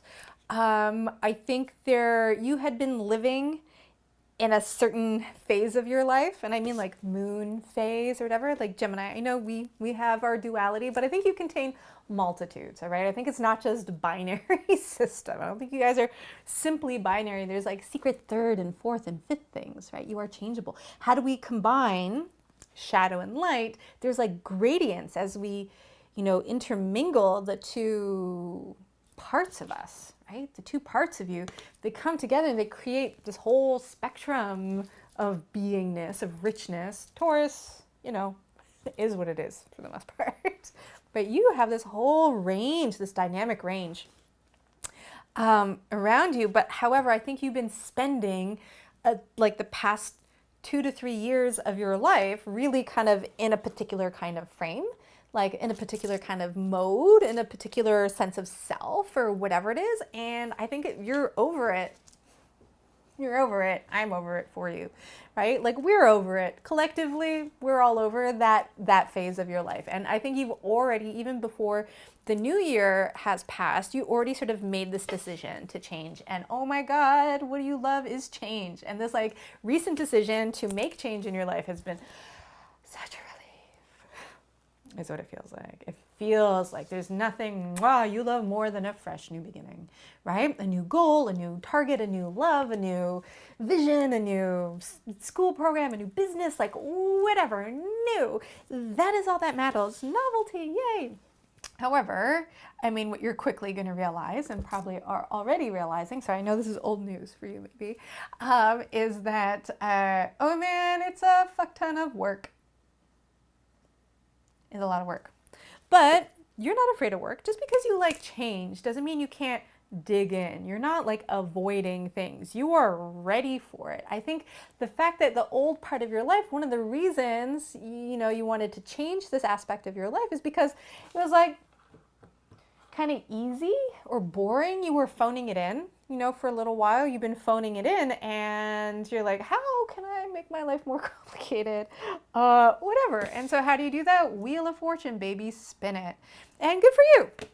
I love this for you. I'm a Taurus. It's like against my constitution to enjoy this kind of stuff, right? So I can appreciate this for you, but that's what it feels like. You really have spun the wheel, and look, it's not just random chance. I think like you have made a very clear and conscious and intuitive, dare I say, right? Like you made a very clear decision, whether or not like all the numbers or facts add up, it resonates. It feels like it's the right thing, but it's that decision that has spun the wheel. You're not rolling the dice with your decision making. The decisions are actually the releasing of the dice. It's all the probability, but then it defines that moment, right? It's that cloud of probability becomes something. But right now we're still in the process of like the dust is still settling. Maybe we're still in the process of this transformation or this change, right? We're still like, we just let go of the wheel is still spinning. It hasn't quite settled down. We have not yet seen the consequences of our decisions and our actions, but let's find out. We're here. I'm a psychic. Literally have a crystal ball. What does the future hold? We have the 5 of coins, reversed or upright. I mean, with the 5 of coins, doesn't really matter. Like when you look at it, it's like it's the same vibe either way. The 8 of coins and justice. Great. So yes, it's going to be a lot of hard work. So theme, you've made a decision. Yeah, you love change, but this is going to be the hardest work that you have ever done in your life. But it's not like the worst. It's not the most painful work. It's not whatever, or the most challenging. It's like the most change, the most work that has ever been asked of you personally, personally. So the work is like, and it can feel like, oh my God, I am out of my depth, or a lot, I am being asked to change it. You know what? I love this card because it's all the snakes. Look at all those snakes, y'all. What have we been talking about? And so you're going to be asked to change. The hardest work for you is change. Change, change, change. But not like, you're like, I can change, I'm mercurial, like whatever, no big deal. No, no, no. Not surface level change. Deep, fundamental change. Inner transformation. Not just like the surface level, like, oh, I can flip, like be flippant or whatever. It's like, no, no, no. You're being asked to transform who you are, who you think you are, who you are out in the world, who you are internally, the way you see the world, how you move in the world, your relationship with like fucking reality. Like, this is a big ask. This is a heavy lift, right? However, I honestly think that you got this. No big deal. It's just like any kind of work, right? Even though it's like a lot, it might seem like a lot. Just like anything. If you just focus one thing at a time, one task at a time, like whatever's right in front of you. Don't try to do big picture. Don't think too hard about it. So I gave the same advice to Aries. Don't think too hard about it. I mean, you're pretty good at, like, you might overthink, but I think you're also good at just, you know, going with it. Don't think too hard. Think hard about the task or the project or the ask or the challenge that is like right in front of you at that moment. Yes. But don't think about everything, because that can get overwhelming, right? So if you just stick to it, if you're diligent, if you just like one thing at a time, face the challenge, I think it will all even out. You will come to whatever resolution, not resolution, but you will reach your goal. I know people are like, justice, it's about balance or whatever. When in this deck, whenever I look at this, I always think of this as a deal coming to like an agreement. That's when I look at justice, I feel like it's an agreement. It's an agreement, it's finding balance, right? It's finding balance, it's an agreement, it's resolution. I feel it's like conflict resolution. It's like a judgment. There's a judgment like given that like resolves. So like if there's, if you're like dealing with like legal stuff or whatever, there's like the resolution, you will get, you know, it'll be resolved, that kind of stuff. There's a job offer, there's like a business deal, there's like, you know, an acceptance letter or something like that. It will pay off in the end. This vision that you had, it will come to pass. Queen of Coins. And yeah, and you will have you will have it in the next 12 months, girl. In the next 12 months, you will have upturned your life, torn it all down, mixed it all up, built it from scratch, like dug a new hole in the ground that you might think is your grave, dug a hole, laid the foundation, build the scaffolding, everything else, and you will have this new world. You will have built from scratch a whole new life. No big deal. That's what it feels like. Big year for Gemini. Good luck with that. I don't think you need luck. Just stay focused. Don't get overwhelmed. Don't look at everything all at once, right? It will come. You've made this decision. Very intuitive decision that you made. You will get there. Yay! I love this for you. Whoops. It's a mess. Thank you, Gemini. All of my Gemini friends out there, I'm talking to you. Like my friends, and you know who you are. I love this for you guys. Okay, up next, Cancer. Oh my God, it's been an hour and a half. Can you believe I haven't taken a break?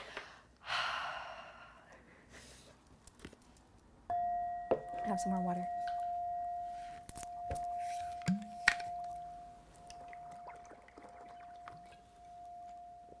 For all of you having watched this whole video, good for you.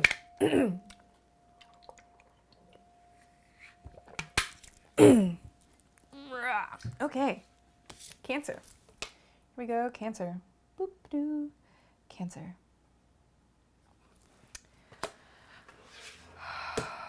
I feel like I'm going to run out of cards. If I do, I have another deck. Oh, I have many other decks. I'll pull some more decks.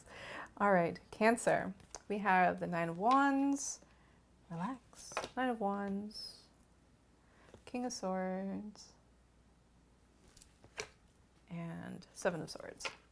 Okay, Cancer. Okay.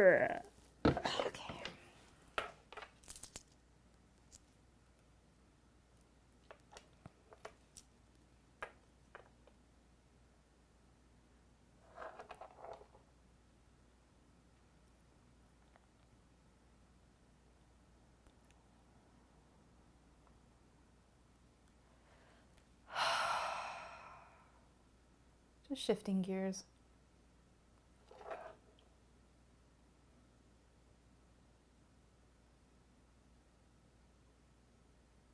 All right.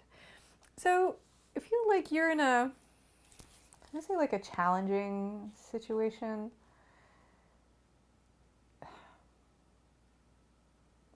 As I'm looking at it, don't worry, it's not bad. What is the energy of it? I feel like the energy that you have been around has been a bit, maybe not quite, you're in a situation right now where it's kind of not what you've hoped for, right? Or not the circumstance, and feeling shut out, feeling, I don't know, like defined, feeling maybe like there's a lot of expectations on you. There's a lot of work you have to do, a lot of responsibility you have to have. But like there's also not a lot of communication from those who you're working with, either at work or whoever you're in partnership with, right? Like they're asking all of this. It feels like they're asking so much of you, right? Or is it? They're asking so much of you, but there isn't a lot of clear communication. I know the King of Swords, sometimes I think the King of Swords is like the strong silent type who thinks a lot, but doesn't necessarily communicate entirely. And so we find ourselves working, without really like getting any feedback is what it feels like. It's like working without getting any feedback, without really knowing what's going on in the other person's head. We're working, like you're trying to read somebody just by vibes alone because they're not really articulating themselves. You might feel like shut out. So this is kind of the vibe we're picking up. You're feeling shut out. You're feeling like we're not, and vibe alone, and they're really hard to read. You're using your intuition, but it hurts, and I think you're thinking really hard about it. So let's find out. What do we have? Water. This is you, yeah. Water, the Queen of Cups, and the Hierophant. All right. So I think the struggle for you is you're trying to use your swords, right?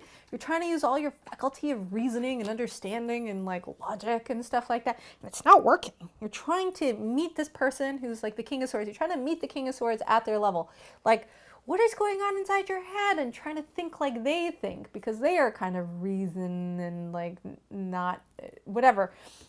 But here's the thing. It's not going to work for you. It's going to hurt your head because you are water. You are intuition. You are feelings. And I want to tell you, Cancer, trust your feelings. Trust your intuitions. Don't gaslight yourself into thinking that your way of knowing and experiencing the world is incorrect, because that is not the case. Intuition is not the opposite of reason, right? This is my, I will die on this cross.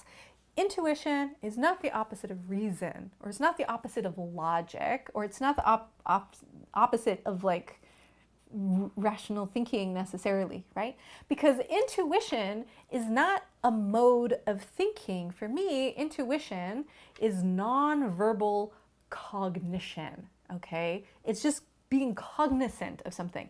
Reason or reasoning is literally looking at something and making up reasons, making up the why or articulating reasons why things go together.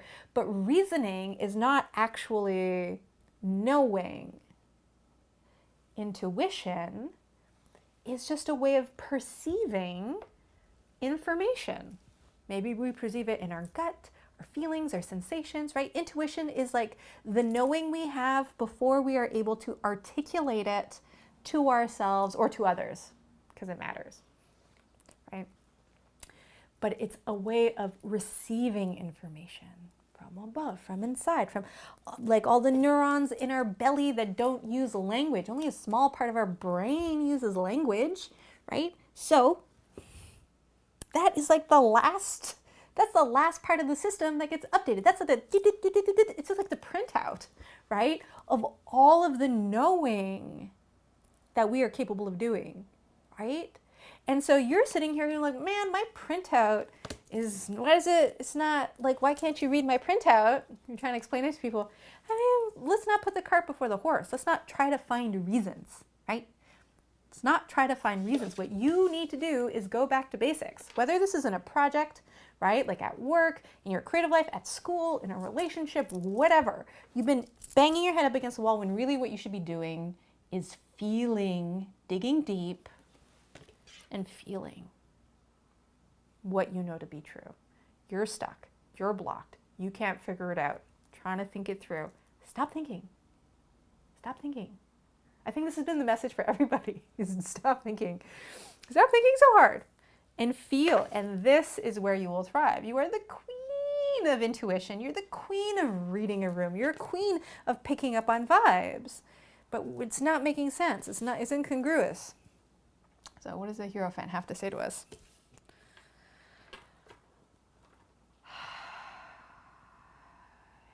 I think your mistake is thinking that whoever it is you're dealing with, right, the King of Swords, the Hierophant, the machine, the patriarchy, like they know what they're doing.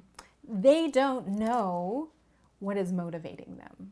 They don't really understand their own reasons. They're kind of acting on what they might call as logic, but that's not the only thing that's influencing them. If you're operating on reason alone, I mean, that's to deny your own humanity, because everyone is influenced by their bias, by their unconscious desires, by all kinds of shit. Even institutions have unconscious bias and leanings. The Hierophant, literally the card of the patriarchy.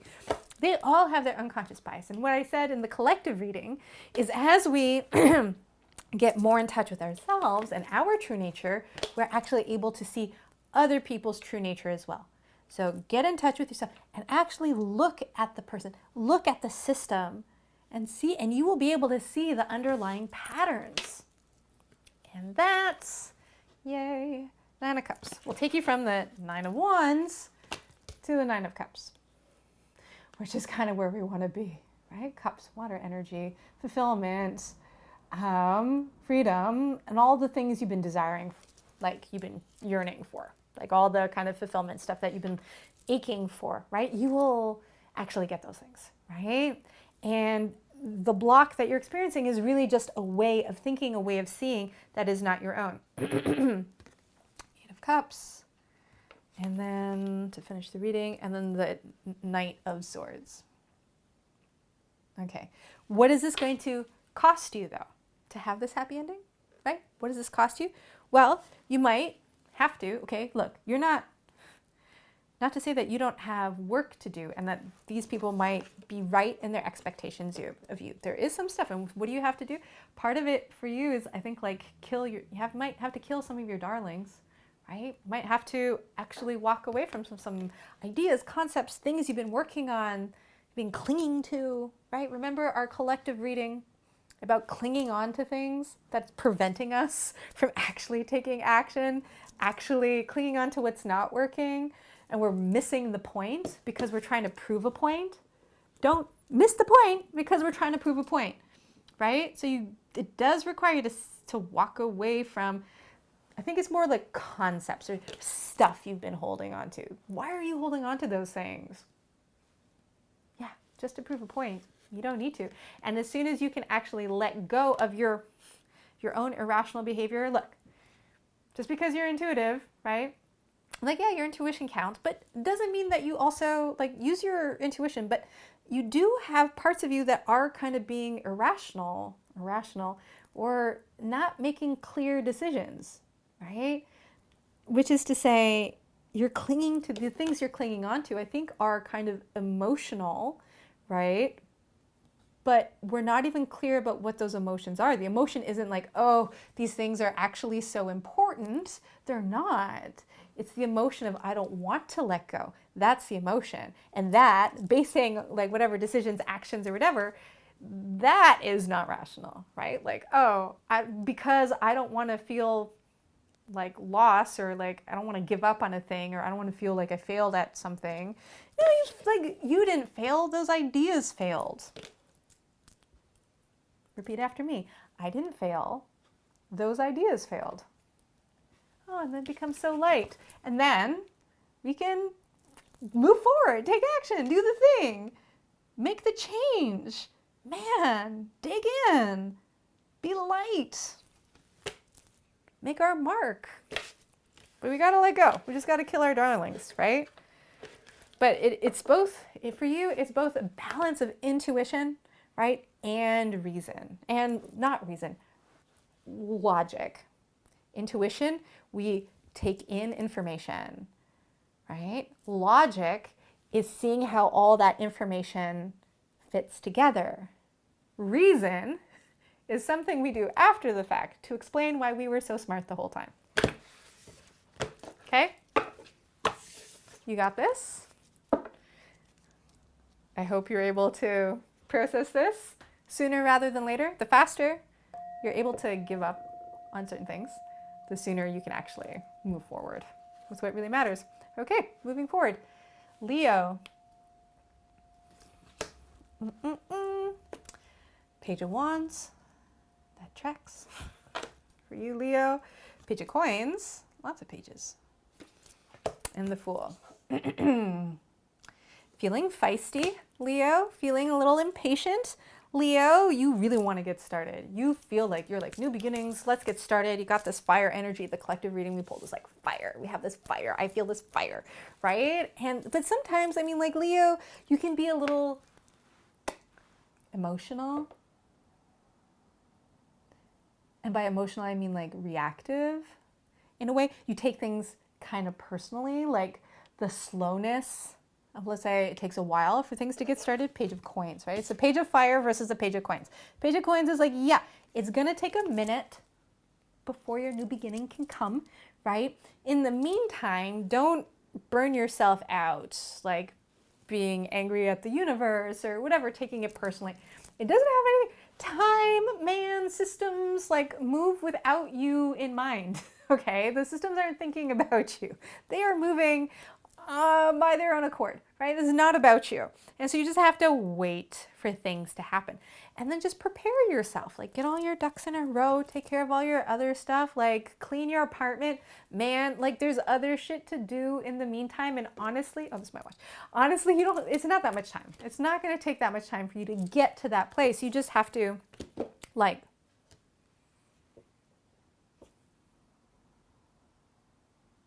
just busy yourself until it happens. Like, I have no other advice for you. It's just like relax, right? Because it will happen.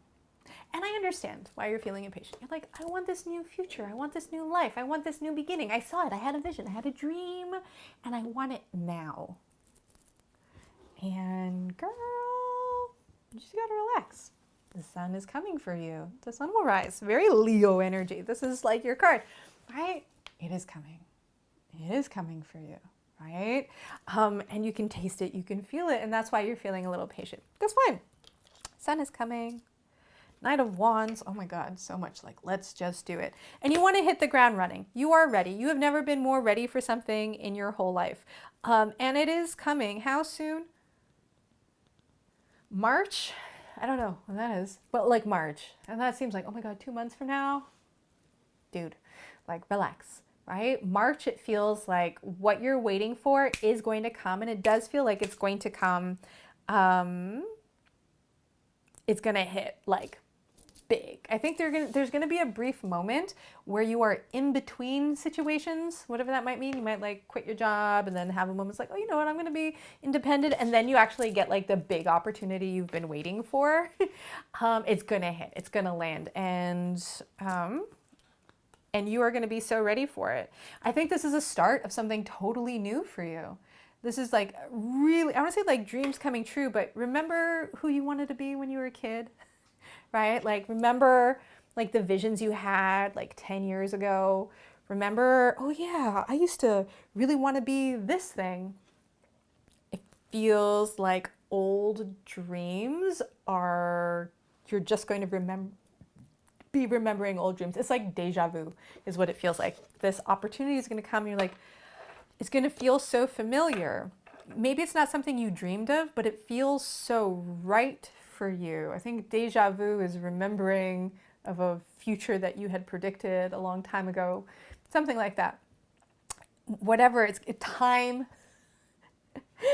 is not going to make any sense for a brief moment while you realize that maybe this is what I always was. Maybe this is what I was always meant to be. No big deal. 7 of coins,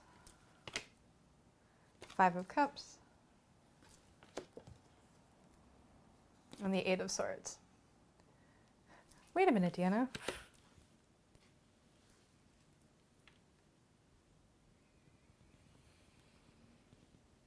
Yes, sun is gonna shine, seeds are gonna grow, everything's gonna happen, but in that doesn't mean that you are now immune to loss, right? Maybe things won't be exactly as you wanted. Maybe you're not as free in your new role as you thought. Yeah, this is reality. And look at other people's readings or whatever, you know, scroll through. This has been kind of part of the themes that have been kind of coming through. Is just because you reach like happily ever after, like doesn't mean that there isn't still things to do. It doesn't end here. It doesn't end with this. And I think part of the emotional reactive thing that you have inside of you, right? Your heart, your pride, let's call it that, your pride, is thinking like, oh, everything that goes wrong is like about me or has big consequences for me or is especially hard for me, or the fact this is taking long is like inconveniencing me and my life, this sort of like Leo-centric worldview. Well, it's heliocentric, right? Worldview. And that there's these restrictions and these restrictions are restricting me. It's like, no, this is not about you. The restrictions, the loss, the things that happen to other people, the red tape you have to walk through, the blocks that happen, the inconveniences in your life. And these are kind of inconveniences, right? And some of them are like real losses and things that we miss. Like this happens and it happens to everybody.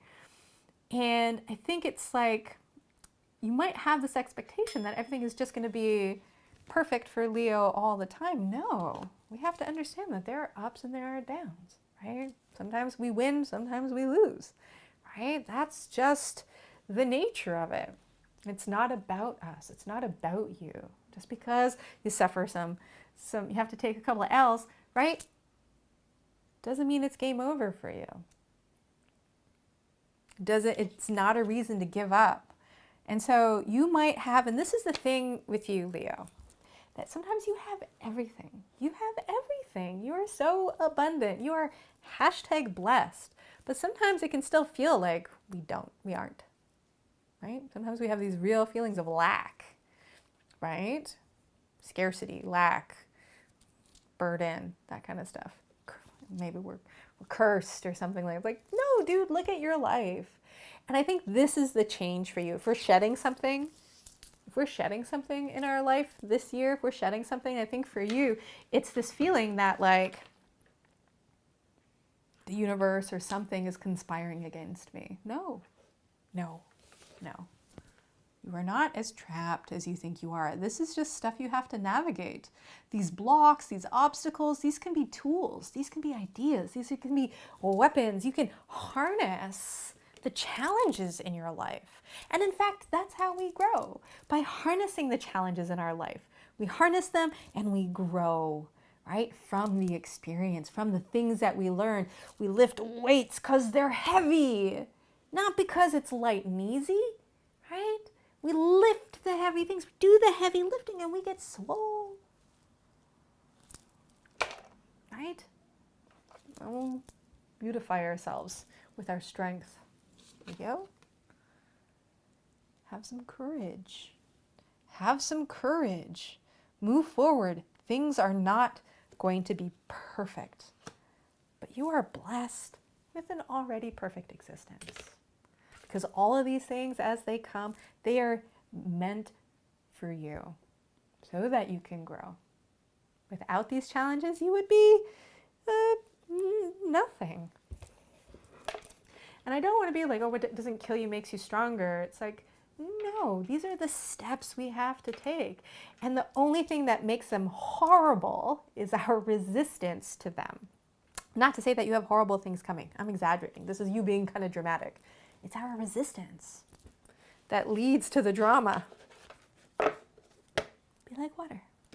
Kind of counter to your nature. Be like water. Just flow with it. Allow, accept, embrace. Be patient. Things aren't about you. Bear witness. Meditate. Meditate, Leo, for the love of God. For everybody else's safety. All right. Virgo.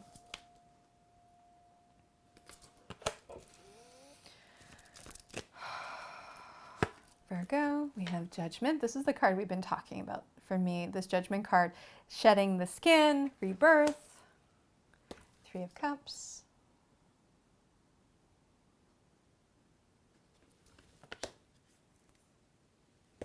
King of Cups.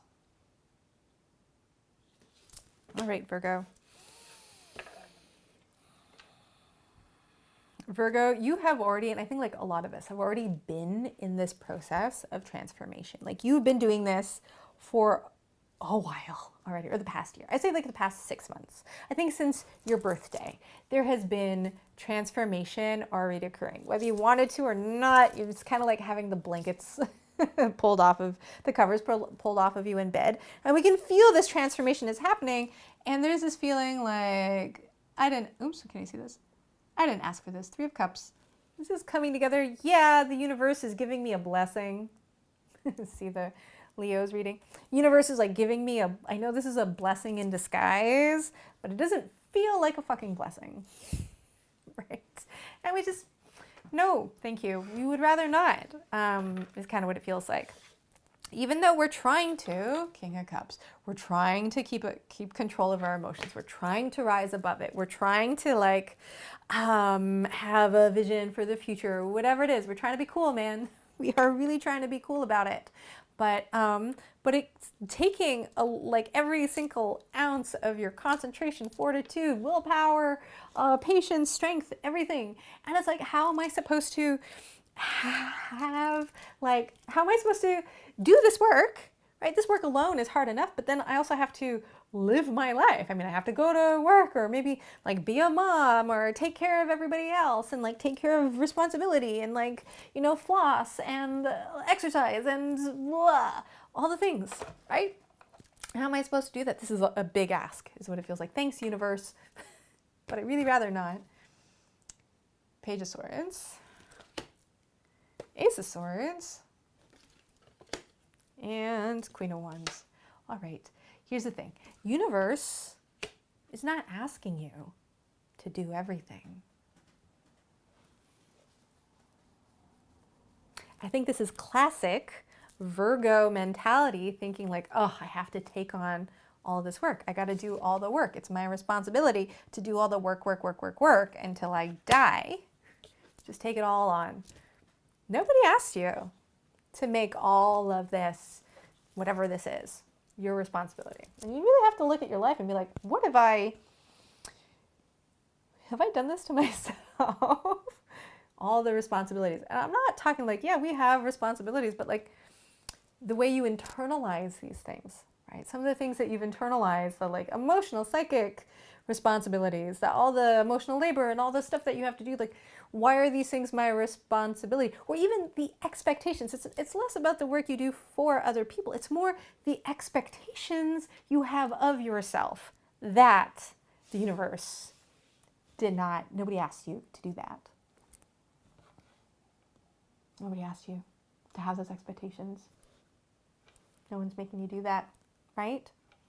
Or at least all of these expectations. And if we go back to like the collective reading we did for everybody, what do we say? Pick one thing. The universe wants you to hear this so loud, they said it twice. Okay, girl? pick a thing, focus on one thing. You don't have to do it all. You don't have to manage everything. You don't have to be on top of all of the shit. Never mind just your shit, but you have this feeling like you have to be on top of all of the shit. You don't have to. You don't have to be on top of anything except for one thing, right? And for you, it's really, I think the challenge for you this year is to find that singular focus. And I think you've been so busy thinking, just trying to manage, just doing, that we haven't really been thinking about like, well, what is it actually that I, Virgo, truly fucking desire? What do I desire? You know I mean it when I start to swear a lot. What is it that I desire? What turns me on? What lights my fire? And it feels like, you might feel like you haven't had any fire lately because we haven't had a clear desire. And so your homework, if you choose to accept it, I know you love homework, is to think about what is my clarifying idea, focus, goal, option, mission? What is the fundamental thing? If I could do just one thing with my life, one thing, if I could do one thing with my life, what would that one thing be? As you're listening to this, something probably popped into your head. Pause the video, write it down. What is that one thing? You heard it. It's in there. You know it. You already know it. But we're like, oh, it's not important. You dismiss it. You're so quick to dismiss things. Why? Don't be. Right? Because we think maybe it's not valid. It's not worthy. It's only one thing. It's too small, too big, too confused, too abstract, too obscure, too irrelevant. So I'm going to do all of these things that really don't matter to me. And I'm going to have all this misplaced anxiety as I try to accomplish all these things that don't matter because I don't let myself actually see or know or follow through with the thing that does matter to me. Some of you out there are doing it, right? Like you do have the thing that matters. And so if you are focusing on the thing that does matter, I think sometimes we can either get buried under the shit that doesn't matter, right? That might also be the thing. You might be like, oh, well, there's the thing that matters, but all of this other stuff is getting in the way. Please see our collective reading. All of this shit is getting in the way. All these things aren't working out for me. And I can't do it because, right? All these things. But really, all you have to do is simplify. The hangman, yeah. Otherwise, we feel, so right now we might feel like we're in this kind of like frozen space, stagnant space. We can't move forward. How do we cut ourselves down? We have the 6 of Cups. And the King of Wands, right? I love this wand energy. Queen of Wands, King of Wands, real fire energy. Kind of like, is this you, Virgo? Could you be fire? I think you could, right? But we still feel like, but how do I get from point A to point B? And I think you are the kind of person that people turn to for advice. You give excellent advice. So 6 of Cups is kind of like teaching, kind of like bestowing wisdom upon others, right? Listen to your own advice. How would you help a friend who's having the same problem that you're having or is at the same sort of block, or a child or whatever? How would you, if you were writing an inspirational talk, actually, this is great homework. I want you to write an inspirational talk for like a graduating class of kindergartners or high school students or whatever, for a company or something. Just imagine you're trying to inspire other people. Maybe make a video to inspire other people. To give them advice. Give advice to someone who isn't you. And then I want you to watch that video. And receive that straight fire that you know how to deliver, right? You have to receive that for yourself. And it'll become so clear. And you'll be like, oh, right now I can't not take this action because it is actually great advice. And so this is what I want you to do. Give a talk, give an inspo talk, make an Instagram video or something, you know, for someone else who's at the same problem as you, and you will find your answers so clearly. Focus on what matters. Trust yourself. Inspire yourself.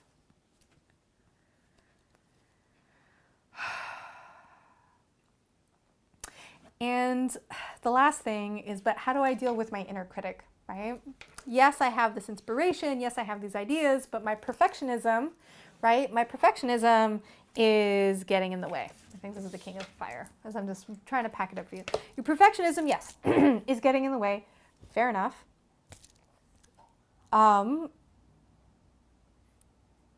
So practice improvising. I went to jazz school, and I'm a firm believer that improvising, right, is a great way to get into flow state, but you have to practice how to do it. How do I get into flow? You have to practice. You have to practice writing, practice coming up with ideas, practice talking to people, practice making videos, practice playing music, practice writing songs, practice making art, right? Practice dancing, practice making love. You gotta practice. Yeah, and your inner critic will be like, you know what? Could be better. Great. I will practice that part more. How can we listen to our inner critic and take their notes? Oh, it's critique. It's not trying to cut you down. It's actually trying to help you get better and not think like, oh, this is the last time I'm ever going to be able to do this. Nothing is permanent. Look, there's so many things for you to do. You can try over and over and over and over and over again.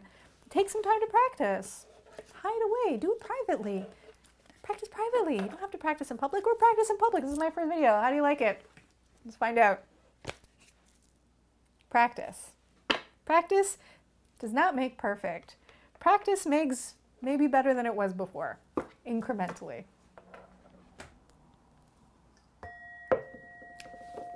I need a snack. I'm going to pause the video. I'm going to go pee. I'm going to have a snack. I'll be right back. And we're back. Hope you had a nice little break. I had lunch. Also, it got cold. It is cold in here. I don't know. I'm in Toronto, in Canada, and it's frosty. I don't know where you are, but I hope it's warmer than this place. I live in like, my house is over 100 years old, and it's like very drafty. The apartment that I live in, very drafty, but cozy and cute, I'd like to think.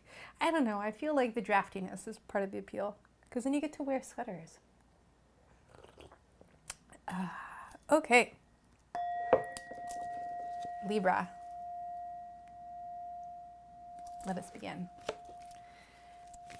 Running out of cards. I have to pull some of the other ones. All right, we have Earth, Temperance, Strength. Earth, Temperance, Strength. I love this for you. Let me just feel into them. Earth, Temperance, Strength. Not that you're not strong, Libra, but I think when people think of the zodiac and think of like, you know, zodiac signs that are like really strong, they think like Taurus or Scorpio or Capricorn, like that kind of stuff.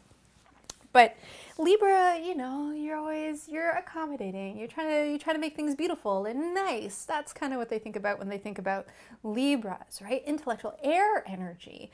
But here we're channeling, I think this year we're channeling a different kind of elemental force for you, which is to say earth energy, about grounding and strength.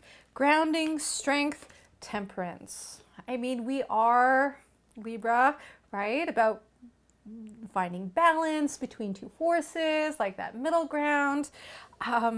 But for you, this year it feels like coming forward, it really feels like you're going to have to be somebody's rock. You're going to have to be the foundation. You're going to have to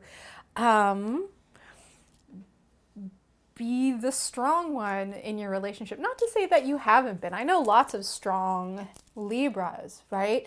But there is this, you know, we go through our phases, and this really feels like a time for you to really show up for people, to really be that grounding force. But at the same time, it does feel like it will require sort of a little bit of self-sacrifice in a way, or some kind of sacrifice. I mean, we can't just like where do we get that strength from? Where do we get those resources from? How do we ground down? Well, part of it is like letting go of other possibilities. And I think that is a sacrifice, like letting go of, or we might have to sacrifice possibility, period. Probabilities, other things, but all the readings, you know, today and the collective reading has been about that, has been about, you know, we have to choose one thing, right? We have to choose to show up very clearly in one kind of way. And if we choose one thing, that kind of by default means we have to let go of the things, all the other infinite things that are not that one thing. Right? And it, you know, it feels like a sort of sacrifice, whatever you have to make this year as you make this commitment. But you're making a commitment, this rock, this foundation, whatever this has to be. You're really committing, right, to something that means something to you. And so the sacrifices of all these like potentialities and whatever that we're no longer have access to once we've committed to a thing. I mean, it feels like not a huge sacrifice, because we really mean this thing. And so we have, I say that, we have the Three of Swords, Three of Swords, Nine of Swords, and the Six of Coins, right? But I love how this has the balance scales there, Six of Coins. So, however, is it going to feel like that way right away? I'm like, no, I think no matter what you do, if you make a choice, if you decide something, if you like say yes to this, automatically means no to something else, it's gonna hurt. But here's the thing, it doesn't matter what decision you make or what it is that you specifically choose to invest, to ground into, to support, right? To stand behind. Whatever it is you choose, yes, all options are going to lead to some kind of grief, some kind of loss, some kind of nothing, some kind of conflict. And I think that's the problem. Choosing a thing, to stand behind something, to take a belief, to really mean it, right? Of course, it's gonna cause some ripples. It's gonna break some, you know, it's gonna cause ripples. It's gonna cause conflict in a way. And like, well, some people are not gonna be happy with the things that I say or the choices that I've made. It's like, yeah. That's just what happens. That's what happens. I mean, that's how it works, kiddo. That's how it works. And the thing is, I don't want you to beat yourself up about the decisions you make, or honestly stress too much about like, oh, is this going to be the right decision, or have I made the right choice? What I'm saying is that no matter what choice you make, you're going to feel this feeling. I don't say it was like of regret. I don't say it was regret, but like of what isn't. You're going to feel it, period. Rip the Band-Aid off. This has also been, if you watch the lyrics, this is it. That's it. That's the nature of it. However, like, can we give you some better advice? Yeah, you're gonna feel that, but that's just how it works. However, it is worth it. It does seem like it pays off in the end, right? And so you might think like, oh, stressing about, have I made the right decision? Is this the wrong thing to do? It doesn't immediately, you might have your buyer's remorse or whatever, but it will start to pay off sooner than you think, right? It's just the immediate sort of, the second you make the decision, you might not feel great about it. Four of Swords. The key for you is to really just stay focused. Four of Swords, Seven of Cups, and Two of Coins, right? The key for you is to really stay focused. Every once in a while, hiccups. Every once in a while, you're gonna have this feeling of doubt. Have I made the right choice? Is this the right thing? I really just want you to sleep on it. Just because you have a thought, just because you have an anxiety, right? Just because something comes to mind doesn't mean you have to act on it. So what are we doing? Earth energy this year. We have a feeling, we have a impulse. Take a beat, ground down for a second, right? Just be chill. Don't do anything drastic or hasty, right? Sleep on it. Sleep on it. Just make that your rule. Just sleep on things before you make any decisions. And I think in the morning you'll wake up seeing how much more opportunity you have than you thought you did, right? And I think that is the big piece. We have these fears, we have these anxieties. What have I done? Like, what have I, but actually it's going to pay off. You just have to chill for a second, you know, and wait for your cup to be filled, and it will be filled. Two of coins. But then again, you know, you're going to have to make another decision again later in the future. But that's how it works. That's how life works.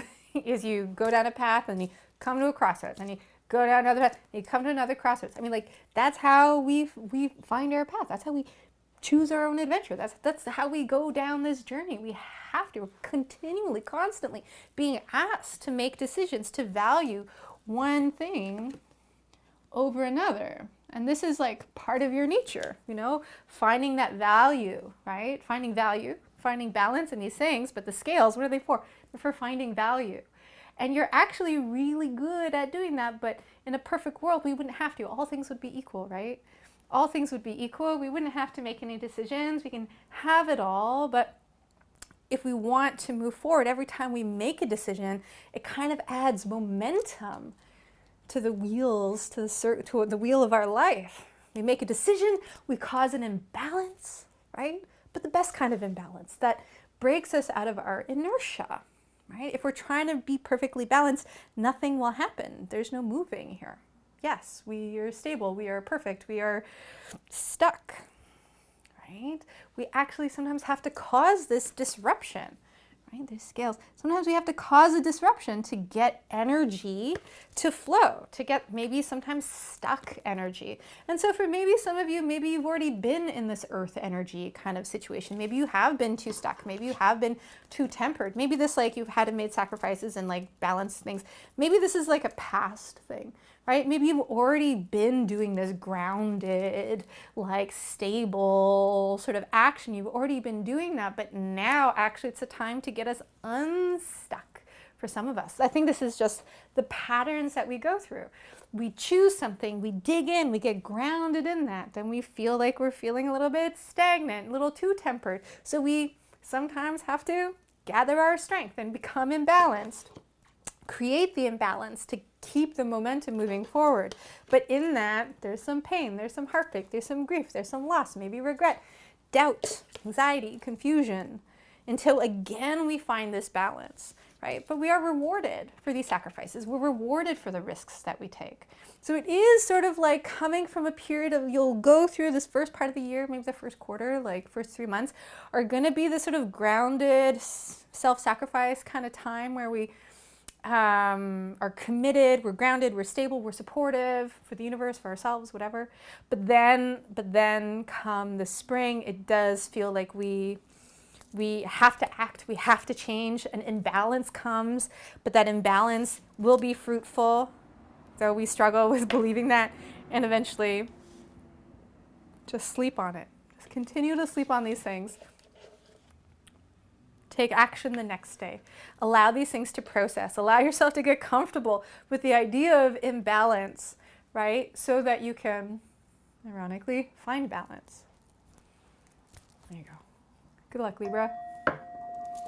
You got this. You can do this. No big deal. Balance and the imbalance. It's like a thing. It's totally...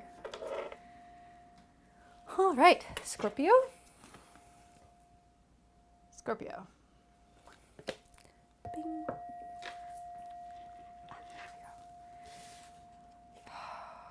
Death. How appropriate is that for you? It's like your card, isn't it?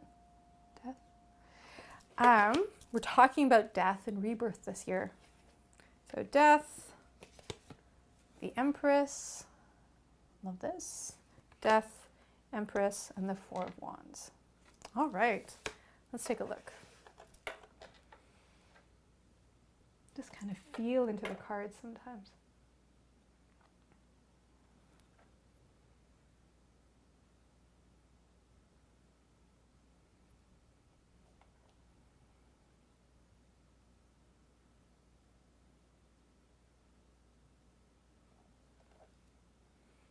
All right.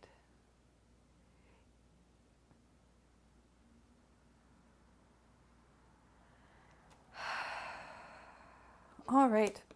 So, looking at the, it's kind of arranged this way on my table. The Empress, the Four of Wands, and the Death card, kind of in this order as I look at them. And we're kind of asking the Empress to choose a sort of death, right? She's looking at the Four of Wands, she's looking at this community, she's looking at some kind of community, some kind of space maybe she was a part of, maybe something she founded, maybe something where she really felt like she belonged and still feels like she belongs, but there is something calling her.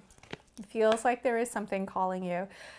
Even though you might be the queen of your castle, the empress of your whatever realm, you might have so much abundance here and so much comfort, but there is something that it feels like it's time to go. So maybe it's time to move, time to whatever, time to go feels like on the next big adventure. That's what it feels like. There's like another adventure calling you, even though you have something really great right here. It's like, it's really, really good. Like, who wouldn't like this is you've got great friends, you've got a great community, you've got a great house, you've got all this great stuff, but something is calling. And so there's a piece, it's like, what do we need to sort of, there's this kind of pull to walk away or to end this kind of period. Are you feeling like the period that this very abundant period that you're in feels like it's coming to a sort of conclusion? You have the Ace of Wands, yeah, because there is something new that is beginning. With these new beginnings, we kind of have to end something before we can start this new thing. So we have the Ace of Wands, the Two of Swords. I feel like this new thing has been bubbling up inside of you for a while. And we have the Emperor. I love the Empress and the Emperor in the same reading. This new thing has been smoldering, right? It's been smoldering, it's been cooking for a minute, but I think the comfort that you're in, the security, the life or whatever, that the stability that you've created is kind of, I don't say it's blocking you, but has been one of the reasons you haven't really entertained this new idea. Like, well, everything is still good over here. Actually, everything is really good. Everything is really good over here. So I don't want to take a risk to find out what else could be, but it really does feel like this is a different kind of time in your life. We're going from the Empress to the Emperor. Now, one isn't an upgrade, I don't think. They're like equals, right? But the Empress is going from a thing where you're sort of supportive, you're creative, yes, but you are the soil, you are the earth, you are like the energy where things grow out of is very organic. It's kind of, I don't say like passive, but you haven't had to be necessarily like, things have been cooking on their own, right? And things have been growing and you just kind of support and stuff happens. Maybe you're working for a community or you're holding space for a community and people are growing inside that community or whatever that might look like. Working with your family, with your friend group, with the job or whatever it is you're doing. You've done a really good job at creating a space. But the Emperor card is less about containing and more about your fire-focused vision doing energy. Doing, seeing, making things happen. Making things happen. And it's a little more aggressive. Like aggressive where we're gonna penetrate the world. We're gonna get into it. We're gonna dig in. We're gonna make things happen, right?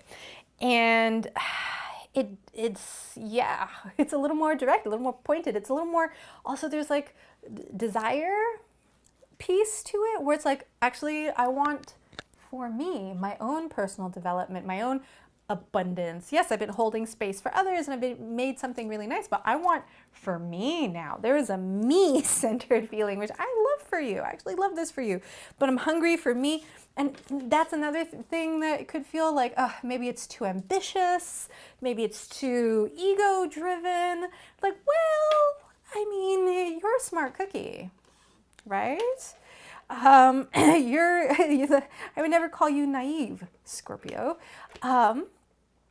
And I think you know yourself well enough, right, to know that this could actually be a reality. Like, your vision is pretty clear, and this is different than other times you have had ego-driven visions, but this vision that's been coming seems to come out of left field in a way, or kind of unrelated to what you've been doing, but you know you would be very good at it. You know that this would be a very successful endeavor. So what do we need to move forward? Two of Cups, Two of Cups, Two of Wands. I love this. Gateway for you. Two of Wands and last card. And the Five of Wands. Right. Two of Wands, or the Two of Cups. I feel like you're waiting for somebody's permission. You're waiting for someone's permission. Maybe you haven't even floated the idea. It might be you need to talk to your partner, your business partner, your life partner, your creative partner, your whatever partner.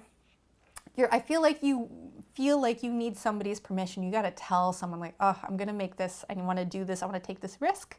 I want to take this risk. I want to go on this new adventure. But I don't feel like that person, like you're like, I have a new vision, but I don't really think that their permission I feel is just ceremonial, is what I think. I think it's just one of those things that we're clinging on to that allows us to not have to dive in. It's like, oh, well, I can't until, or how it affects. You might be worried about how your actions or whatever will affect other people. But I mean, fair enough. That's nice. That's really good of you as a person to worry about other people. But this really isn't about them.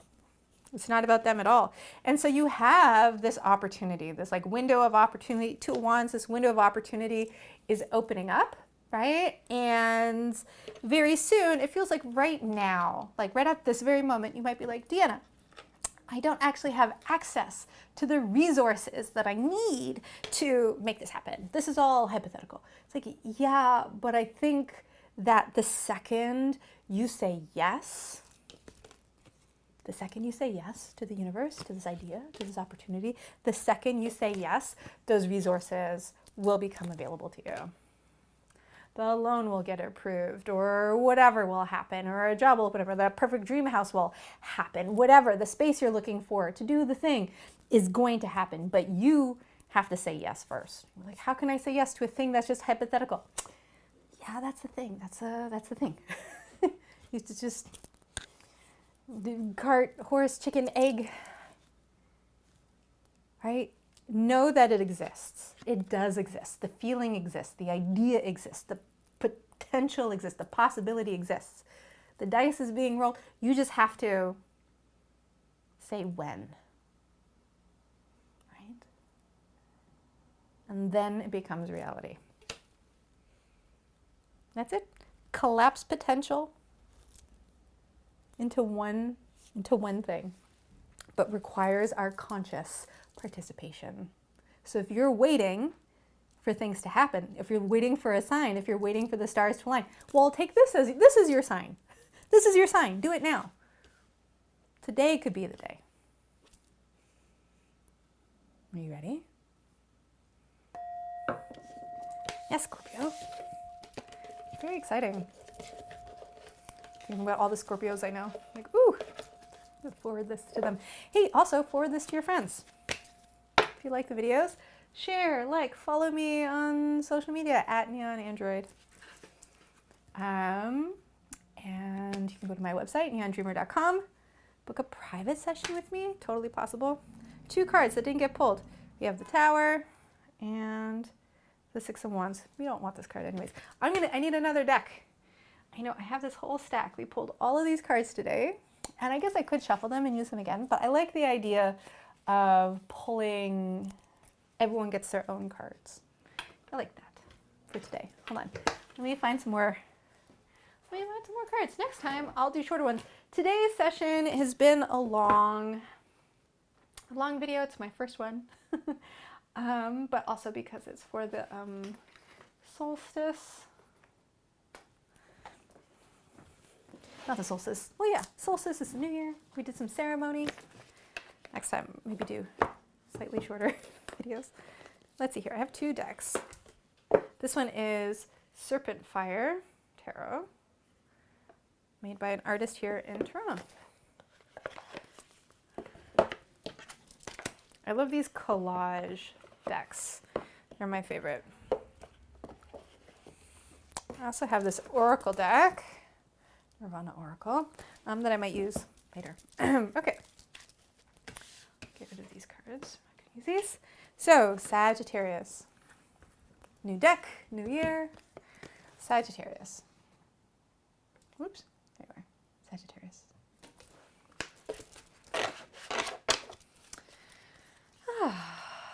We'll shuffle this deck. Sagittarius. Take a big breath with me, breathing in and out. Inhaling and releasing. Okay. Sagittarius. We have the 3 of Cups. Oops. 3 of Cups.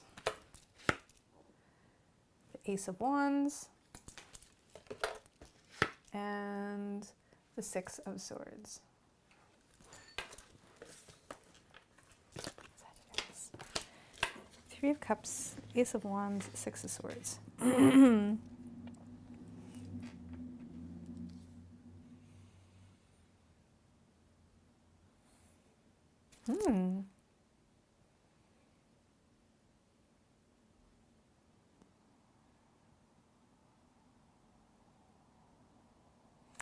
Feels like real magic. Feels like real magic is about to happen. I'm talking real magic like alchemy. Alchemy is what I'm feeling. Like bringing some parts, weaving, braiding different parts of your life together. Things I think up until yesterday or last week have been separate, what might have felt like very separate and distinct courses or areas or focuses or studies in your life. These 3 separate things feel like they're suddenly going to all come together and find a kind of entanglement, alignment to create this magical other thing. It's like an emergent, what the kids call emergent property, right? Something is going to emerge. And it feels like these three separate things in your life are suddenly all going to, yes, Jones, sorry, it's my cat. All these things are suddenly going to come together to create this new, they're going to crystallize into something. Something I think that you could probably not have even begin to imagine. And I know 6 of Swords, we might think of the 6 of Swords as like a grief, a loss thing. It's like, yeah, there's maybe these 3 separate paths didn't quite come to the conclusion individually that you thought they would be, but they're actually, the fact that they never came to be in the way that you may have hoped in the past that they would have, or thought in the past they would have. However, that has created this opening for something so much larger in your life that I don't think you couldn't have even imagined. I don't think you knew at the time, 10 years ago, 15 years ago, I don't know how old you are, but like, you know, even back then, 10, 15 years ago, even if you are 15 years old or, you know, 50 years old or 100 and whatever, 10 years old, you planted some seeds in your life, may have turned out, looked like disappointments, but now they are becoming something new. You have Justice, the 3 of Pentacles, and the Hangman. Yeah, the Hangman. And they're becoming something new. Right now, it might be hard to decipher like what those things are. exactly? Like, what are the signs? Like, okay, there's signs, but what does any of this mean? Because it might be hard to tell right now as you're looking at it. Like, okay, there's something happening. Yes, you can feel it. That's what's important. There's something happening, and you don't have to worry about controlling how these things unfold right now. It's kind of already out of your control, or the wheels have been set in motion. You set the wheels in motion so long ago. Right now, you don't have to worry about what to do next, because it will happen. Things will happen to you next. The Hangman. Now is a time for you to just kind of sit in the confusion.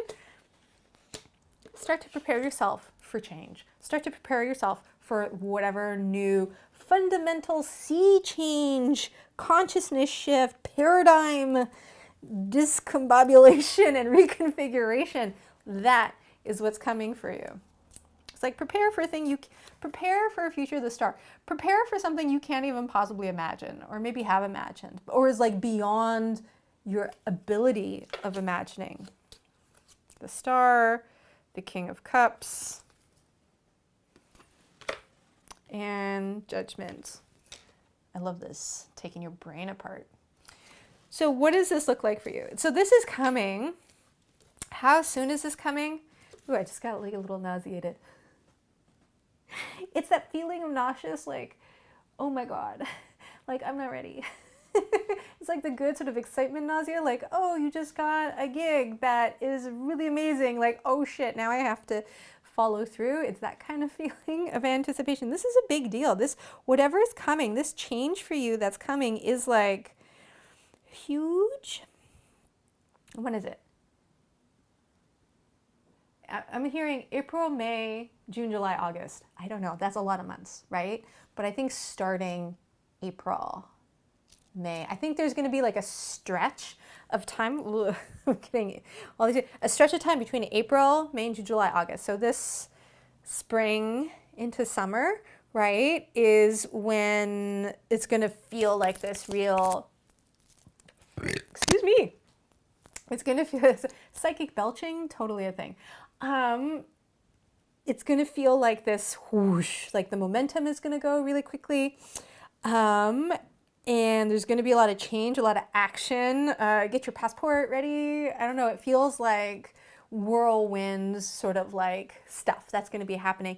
And what's important for you is just to stay loose. It's a real Sagittarius kind of vibe, right? Like we're going to travel. We're going to ask to do some things we've never done before. We're going to have to do a lot of winging it, right?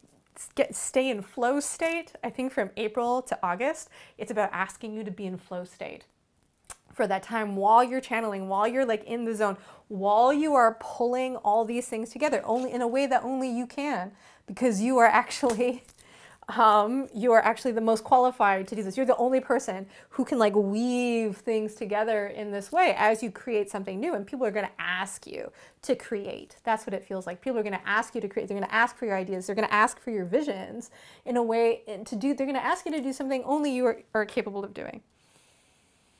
And it's going to feel good. It'll feel good. It'll feel right. Right now, it can feel like, I don't even know what you're talking about. Like, neither do I. Neither do I. But it will come. And it'll come quickly. And you better be ready to kind of let go of whatever you were doing at this time. Whatever you're up to now, it's about time to like kind of let go. But I feel like right now we're in a period anyways, I wouldn't say like stagnant, but like just maintenance. We're in a maintenance period. And so this feels like it'll be something fresh. And what it's going to do, this whole process, right, is going to take apart your little brain. It's going to take apart your little brain and it's going to shake it up. But I like this picture. It's like adding the sparkle onto it, right? Sparkle onto your brain. I think that's what's going to happen. It's going to add glitter to your possible vision for the future. Like, holy shit, this is what could be. I didn't know that this was an option. Yeah. And it's going to blow your mind. And then you're going to look at yourself and your life and the path that you're on in a totally different way, totally new direction. So no big deal. Sorry. Yeah. Prepare prepare to have your mind blown, Sagittarius. Everybody's readings have been like pretty good. I love this for you. Good luck, Sagittarius. Oops, sorry, Orchid. Okay, Capricorn.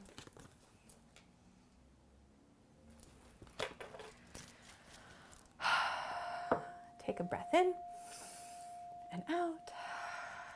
Breathe in with me and release.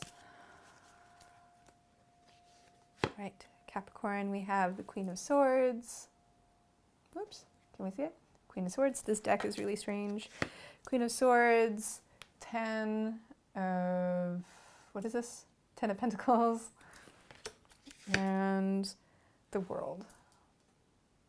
All right.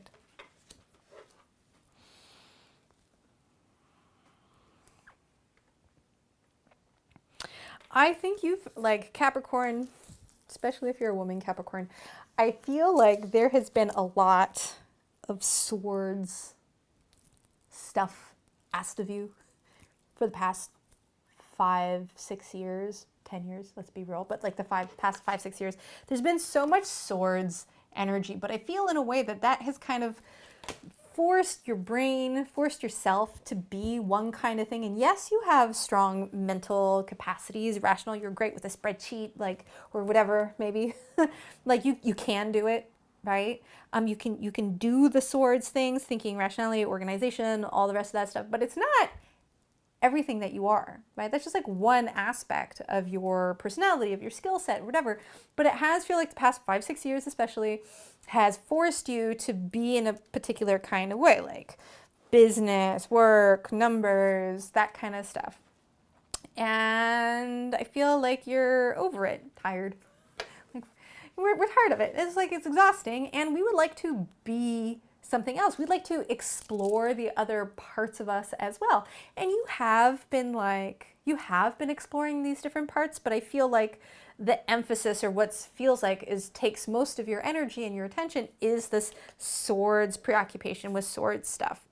And I feel like you are going to you're given an opportunity, 10 of Pentacles, feels like you're given an opportunity where this swordsy kind of stuff doesn't have to be your responsibility anymore.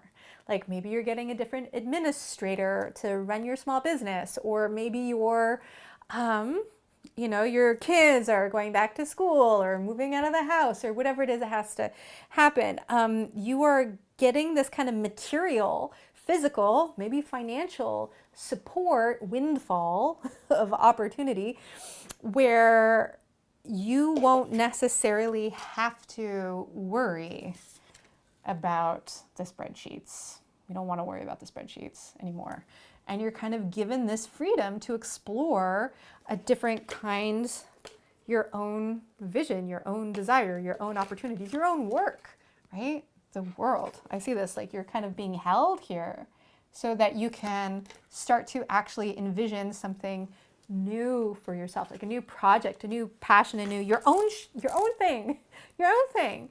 And it might be that the sword stuff that you've been working on at one point was your own thing, or is still your own thing, but it's just like the force of this kind of thinking, this kind of energy, this kind of whatever container, is you want to go now to this more creative piece. We have Strength, the Queen of Cups. Yes, creative energy is coming for you. And the Two of Pentacles. So,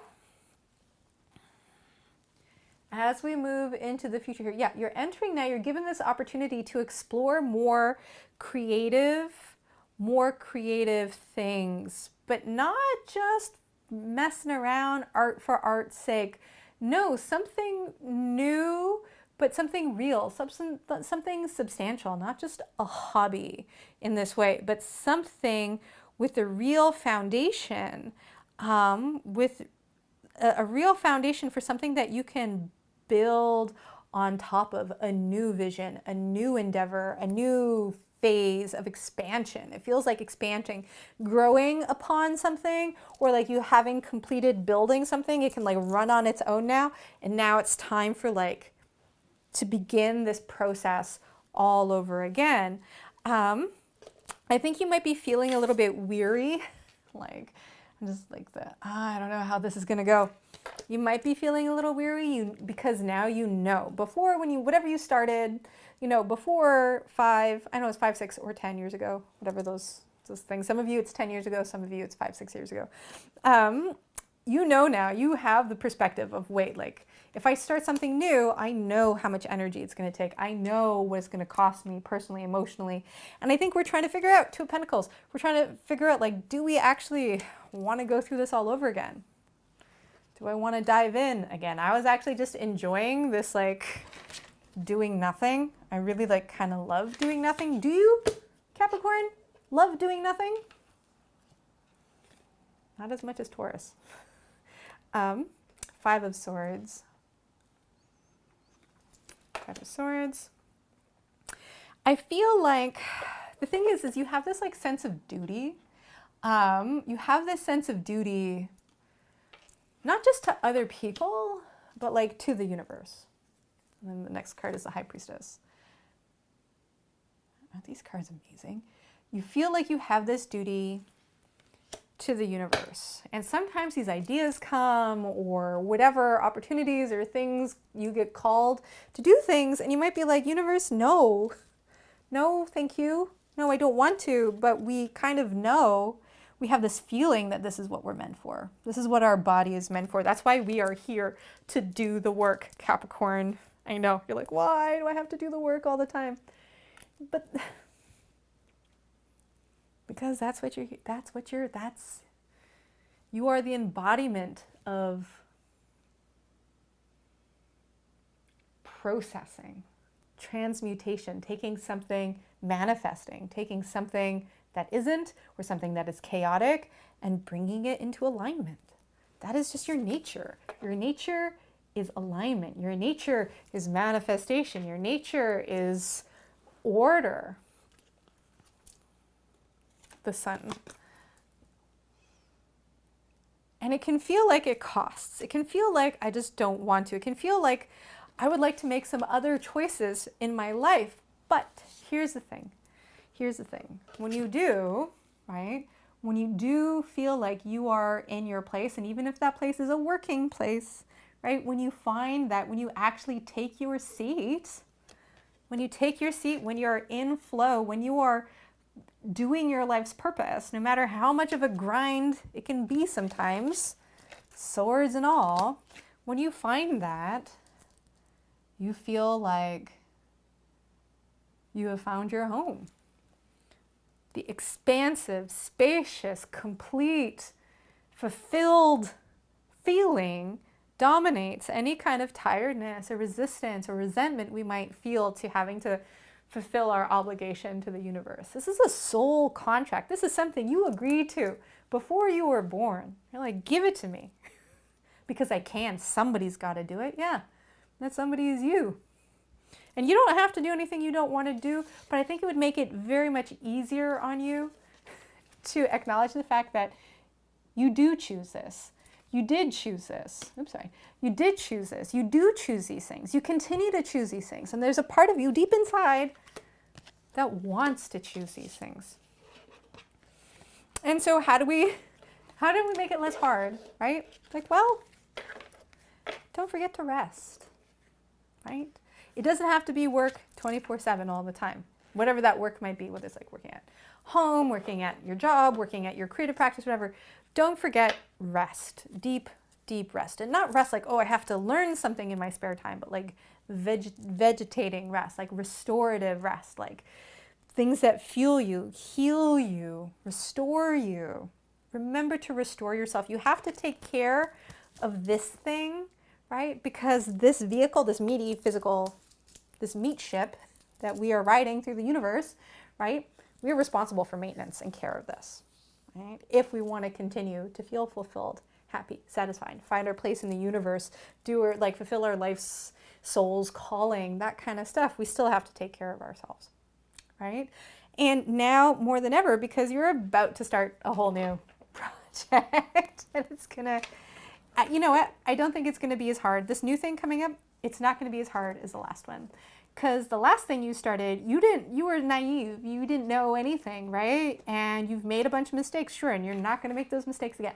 So it's going to be at least that much easier. Think of all the mistakes you made, and you don't have to make them again. So how much easier is it going to be? So much easier. Please say yes, I hope. When the opportunity comes, say yes to the voice inside of you. Say yes. Now that you will at least have the resources. I hope you use them wisely. And by wisely, I mean I hope you're happy and fulfilled. You have agency, you have choice. I'm not the boss of you. So you do what you want to do. All right, Aquarius. All right, Aquarius, I want you to I'm going to take a sip of tea. I want you to take a breath with me, breathing in and exhaling. Inhaling and releasing. Okay. So for you, we have the King of Wands, the Wheel of Fortune,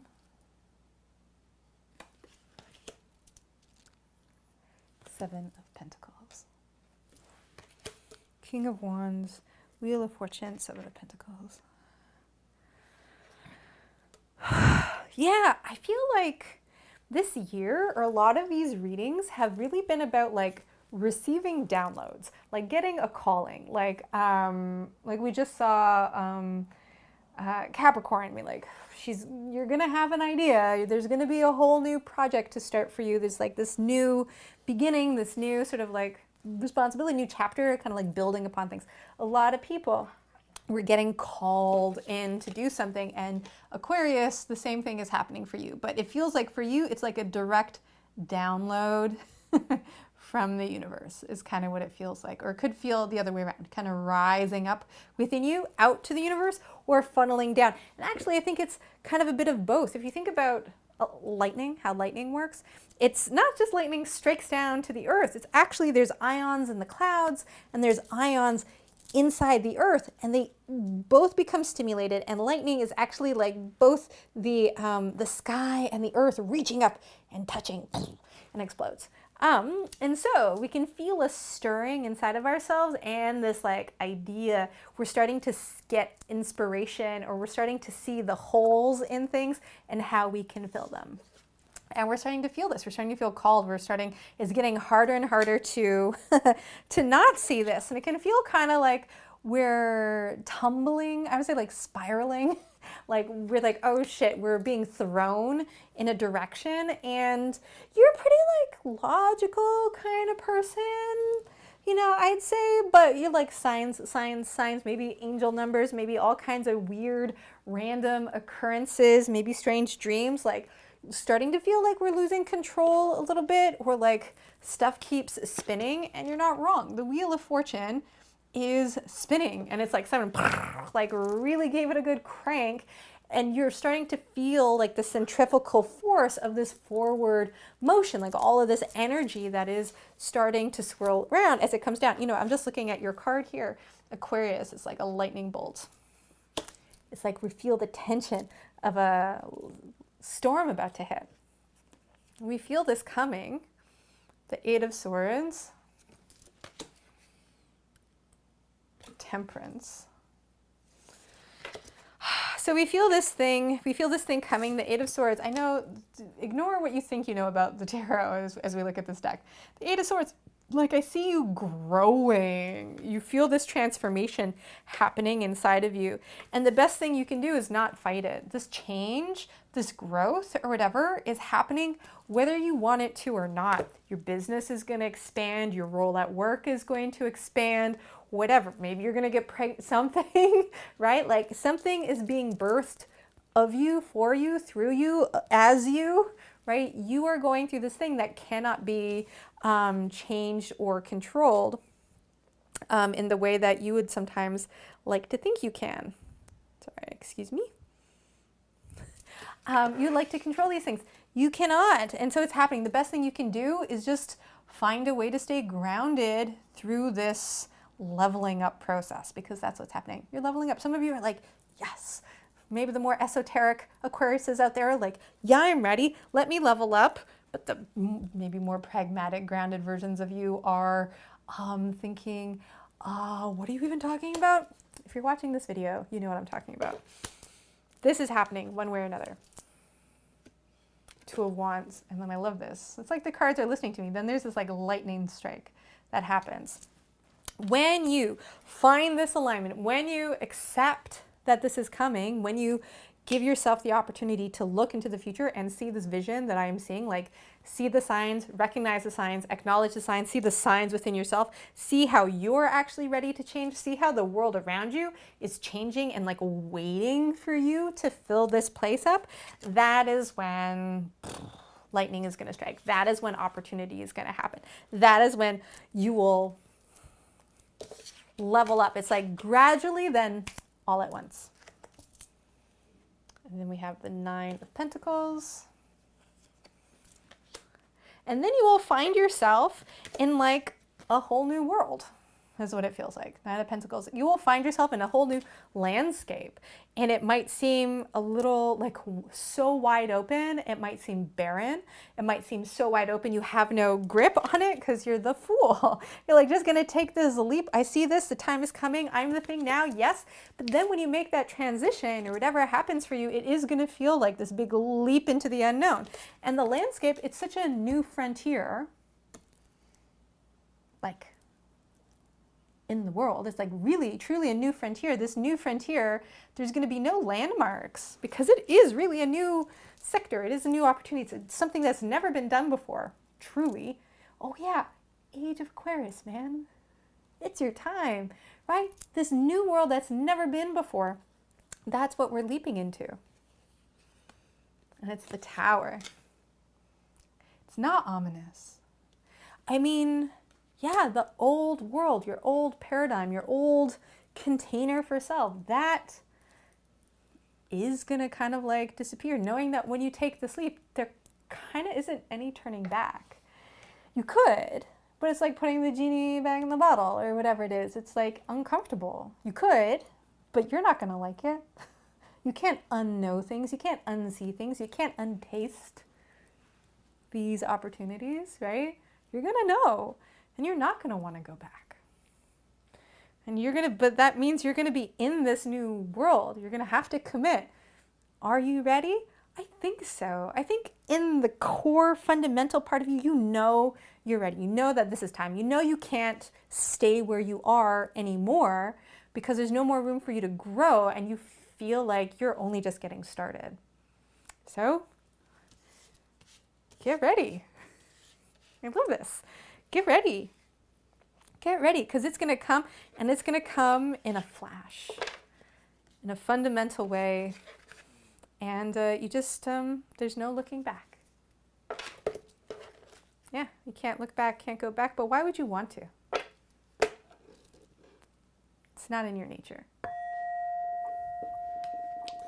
All right, Aquarius, love this for you. Finally, Pisces. Yay, we're almost done. Oh my God, I can't believe how long this video has been. Pisces.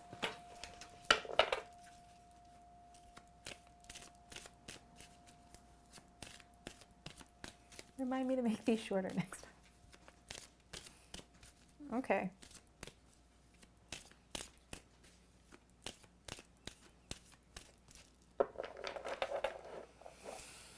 I want you to take 2 breaths with me, breathing in and out, inhaling and releasing. 7 of Cups.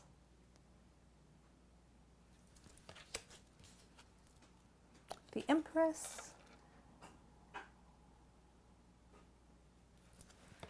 And 9 of Wands.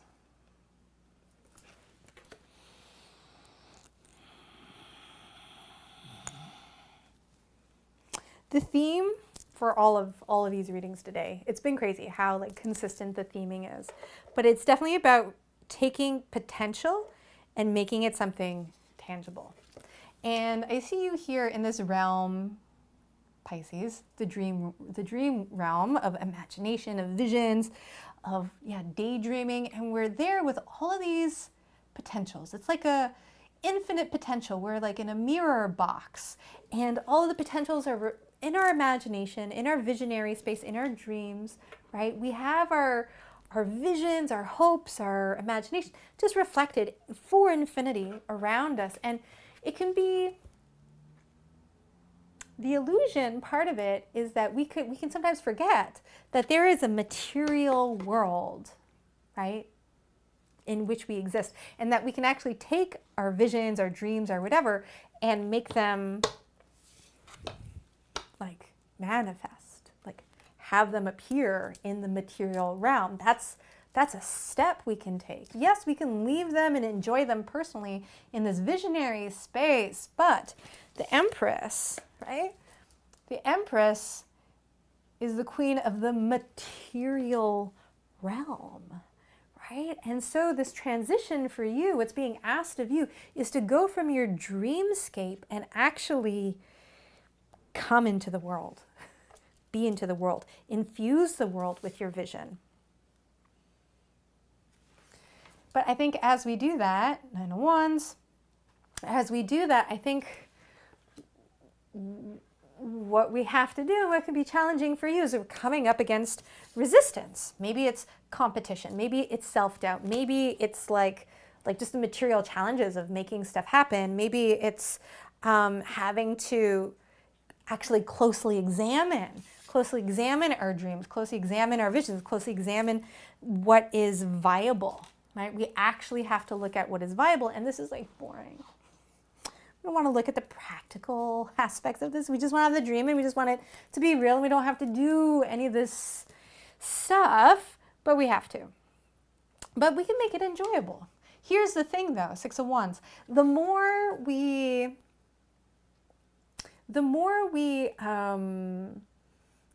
actually we go into detail about each one of these visions, the more we look closely at each one of these dreams, the more we can actually immerse ourselves in the dream world. It's not about going from dreams into the mundane world, womp womp. It's about living the dream, making the dream a living reality. Yes, we are emerging out of the dream waters, but we are covered in dream. We are the stuff of dream, and looking at these like boring details is actually like, oh my God, I am spinning, I am weaving, I am creating like a tangible dream world.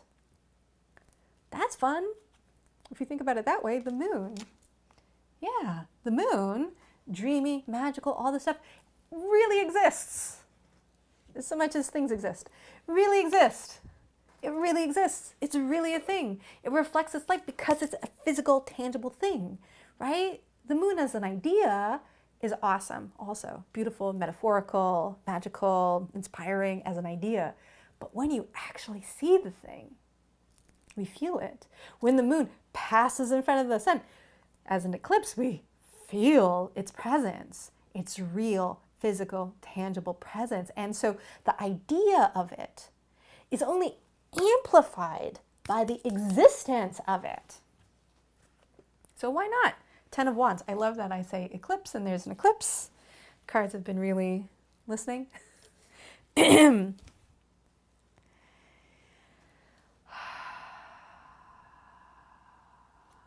But I think part of the trouble for you is like, well, we try to look at the eclipse and we get blinded, right? You can't. You have to use the special glasses to look at the eclipse. And I think it's easier for us to look at the moon at night, to look at things in the dark. Look at our dreams in the dark. They shine so bright. But when we pull them out into the daylight, they're not nearly as pretty as we thought they were, right? Or they're not as whatever. We see the moon during the day, or like what looks like a cloud, or I didn't even see it, right? We're worried that making our dreams reality might make them less beautiful, might reveal that they're less beautiful. Two of Swords, Four of Wands. And I think that less beautiful thing, that's a you problem. That's a problem in the way of thinking that things can be less beautiful. Say like, can something be more or less objectively beautiful? I mean,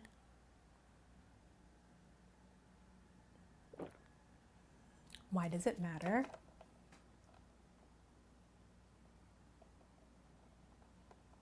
Why does that matter? Why is that a thing that we're worrying about? Who's measuring? Is this a competition? Is beauty a competition? Is beauty of art, project ideas, you know, poetry? I know there's art competitions, but when it comes to our dreams, why are we concerning ourselves with how it compares to other things? This is the Two of Swords. This is the block for us. And I think that is the judgment piece of us, where we are judging, we are critical of the visions that we are having, we are critical of ourselves, we are critical of what is possible, we are critical of mundane reality. Why is mundane reality any worse or less beautiful than our visionary space? I have a lot of visions. But man, a real life sunset or a real life forest or a real life lover, right? There's something about the real world that is extra than anything we could possibly imagine. Four of Wands. And so you're standing kind of at this precipice, and the dance for you, right, is, do I actually want to be in this world, kind of committing to this reality just for a minute, just for a time? Do you want to be where the people are? The Magician. Heck yeah. Heck yeah. Magic, the Magician card especially, is about taking the energy from the ether, from the unknown, and plugging it into this realm. As is above, so is below. In a more traditional card, right, we see the Magician standing in this way. What he's doing is he's pulling, like lightning. He's pulling, oh yeah, lightning, again, we've talked about this in the Aquarius reading. We're pulling energy from the sky, but also pulling energy up from the earth, material world, visionary world, and we, within us, as a magician, we make it manifest. We make it real. We make reality. And that is magic. That is the true nature of magic. Making reality that surrounds us. And who wouldn't want to do that? Why don't you want to do that? Because we risk it might not be as beautiful as somebody else's dream or somebody else's reality. Not as beautiful as when it was a fantasy. Any reality, material reality, I think, is infinitely more beautiful than the imagined. Because it lives, it breathes, it exists, it's free, and it actually affects the rest of the world. And it makes the world more beautiful or chaotic or different. It brings change, it brings newness, it brings evolution. And so taking our dreams from that space into reality helps the world, helps reality evolve into something that is more like a dream. And that's your homework. Pisces, no big deal. I think you can do it. I think you, of anyone, is best qualified to make this happen. So thank you. Oh my gosh. If you watch this whole video all the way to the end, there should be a prize. There should be a prize. Send you a gold sticker. I have Neon Dreamer stickers. Maybe if you did watch this video to the end, tell me, prove it to me that you watched it, and we'll give you a discount for a reading, online reading, if you want. You can find me, neondreamer.com. You can book private sessions with me there. Like, follow, subscribe. There's no other video to send you to, because this is my first one. So let me know what you thought in the comments. You can send me an email, contact@neondreamer.com, or through social media @neonandroid. Neon Dreamer, my name, my full name is Diana Piruzevska. That's me. You can hear Jones the cat. He's somewhere around here. I will be creating more ritual ceremony videos, weekly tarot readings, and eventually live streams. So follow and you can get more of whatever this was. Hope you liked it. If you didn't like it, I still want to hear from you too. Tell me how I can do better. It's my first time. Now, how are we going to close? I forgot. Big ceremony. How do we close? Let's ground our energy down. Very important. Okay? Put our feet flat on the ground or we're sitting cross-legged. Talked a lot. Talked about last year. We did some ceremony. We had some vision. We listened to our personal guidance, our personal thing. Talked about transformation, evolution, all these things. So much stuff. So what we're going to do is we're going to take a big breath in. We're going to gather up all the thoughts we had. Exhaling down. We're going to let it all go. Inhaling the chaos, the new information, the novelty, breathing it all in. Exhaling, letting go. And we spread it all out into the universe. Inhaling in. Exhaling, we let go. Letting it go into our unconscious, let it go into our room, into our life, into the future, into the past. All the information we received today, all the work we've done, letting it go like ripples in a pond, letting it go out from the center place. And now we spent a lot of energy. I know I did. But we've spent a lot of energy concentrating, focusing, meditating, right? And so what we're going to do is we're going to call our own energy back into our bodies. We kind of dissolved our edges, right, as we opened up to the ceremony. Now we're going to call it back in. So I want you to think about your energy kind of spreading out from you in all directions. And as you inhale, we're going to draw that energy back into our center. Feeling it gathering up around us. And exhaling, we're going to let go of my energy. We're going to let go of all the energy of the people who've been watching this and participating in this together. We're going to let go of the collective. Inhaling, we're going to draw our individual energy back into our body. Exhaling, releasing connection. And just breathing in and releasing. Gathering in and releasing. And you might feel yourself getting a little smaller, getting a little more condensed. That's okay. Getting a little heavier, right? As our energy comes back home into our body. We might think of our energy as a cord extending out from our solar plexus, our heart. And as we inhale, we reel it back in like a fishing line.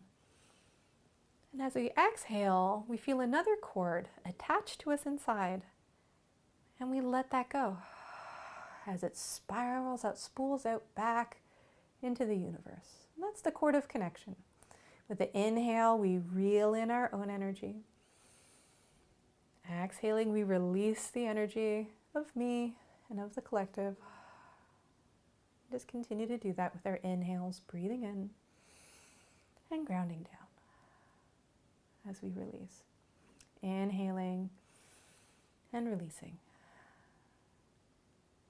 And we're doing so as we let go. We're not cutting any cords. We're just releasing these temporary attachments. And we can let go of anything else we want to let go of. Anything that we feel clinging to our heart, we can just gently release it as we pull in our own resources. Release. And we feel these cords getting thinner and thinner. And finally, we feel their attachments coming to the end. And we draw in a last breath. And we exhale a last breath. And we feel ourselves letting go in all directions. We can still sense other people. We can still sense our interactions. But we just feel ourselves drifting apart. Like two ships drifting apart on the sea. Until we blip over the horizon. Knowing that one day we will meet again. Or maybe not. And so sending each other away with love, compassion, care, respect, and gratitude. And I'd like to thank you for joining me today. Thank all the guides and spirits who joined us in our work. Thank the earth for lifting us up as we reach toward the light. Thank the sun for shining down upon us. Thank the ocean for holding the depths beneath us. And the moon for lighting our way through the darkness. I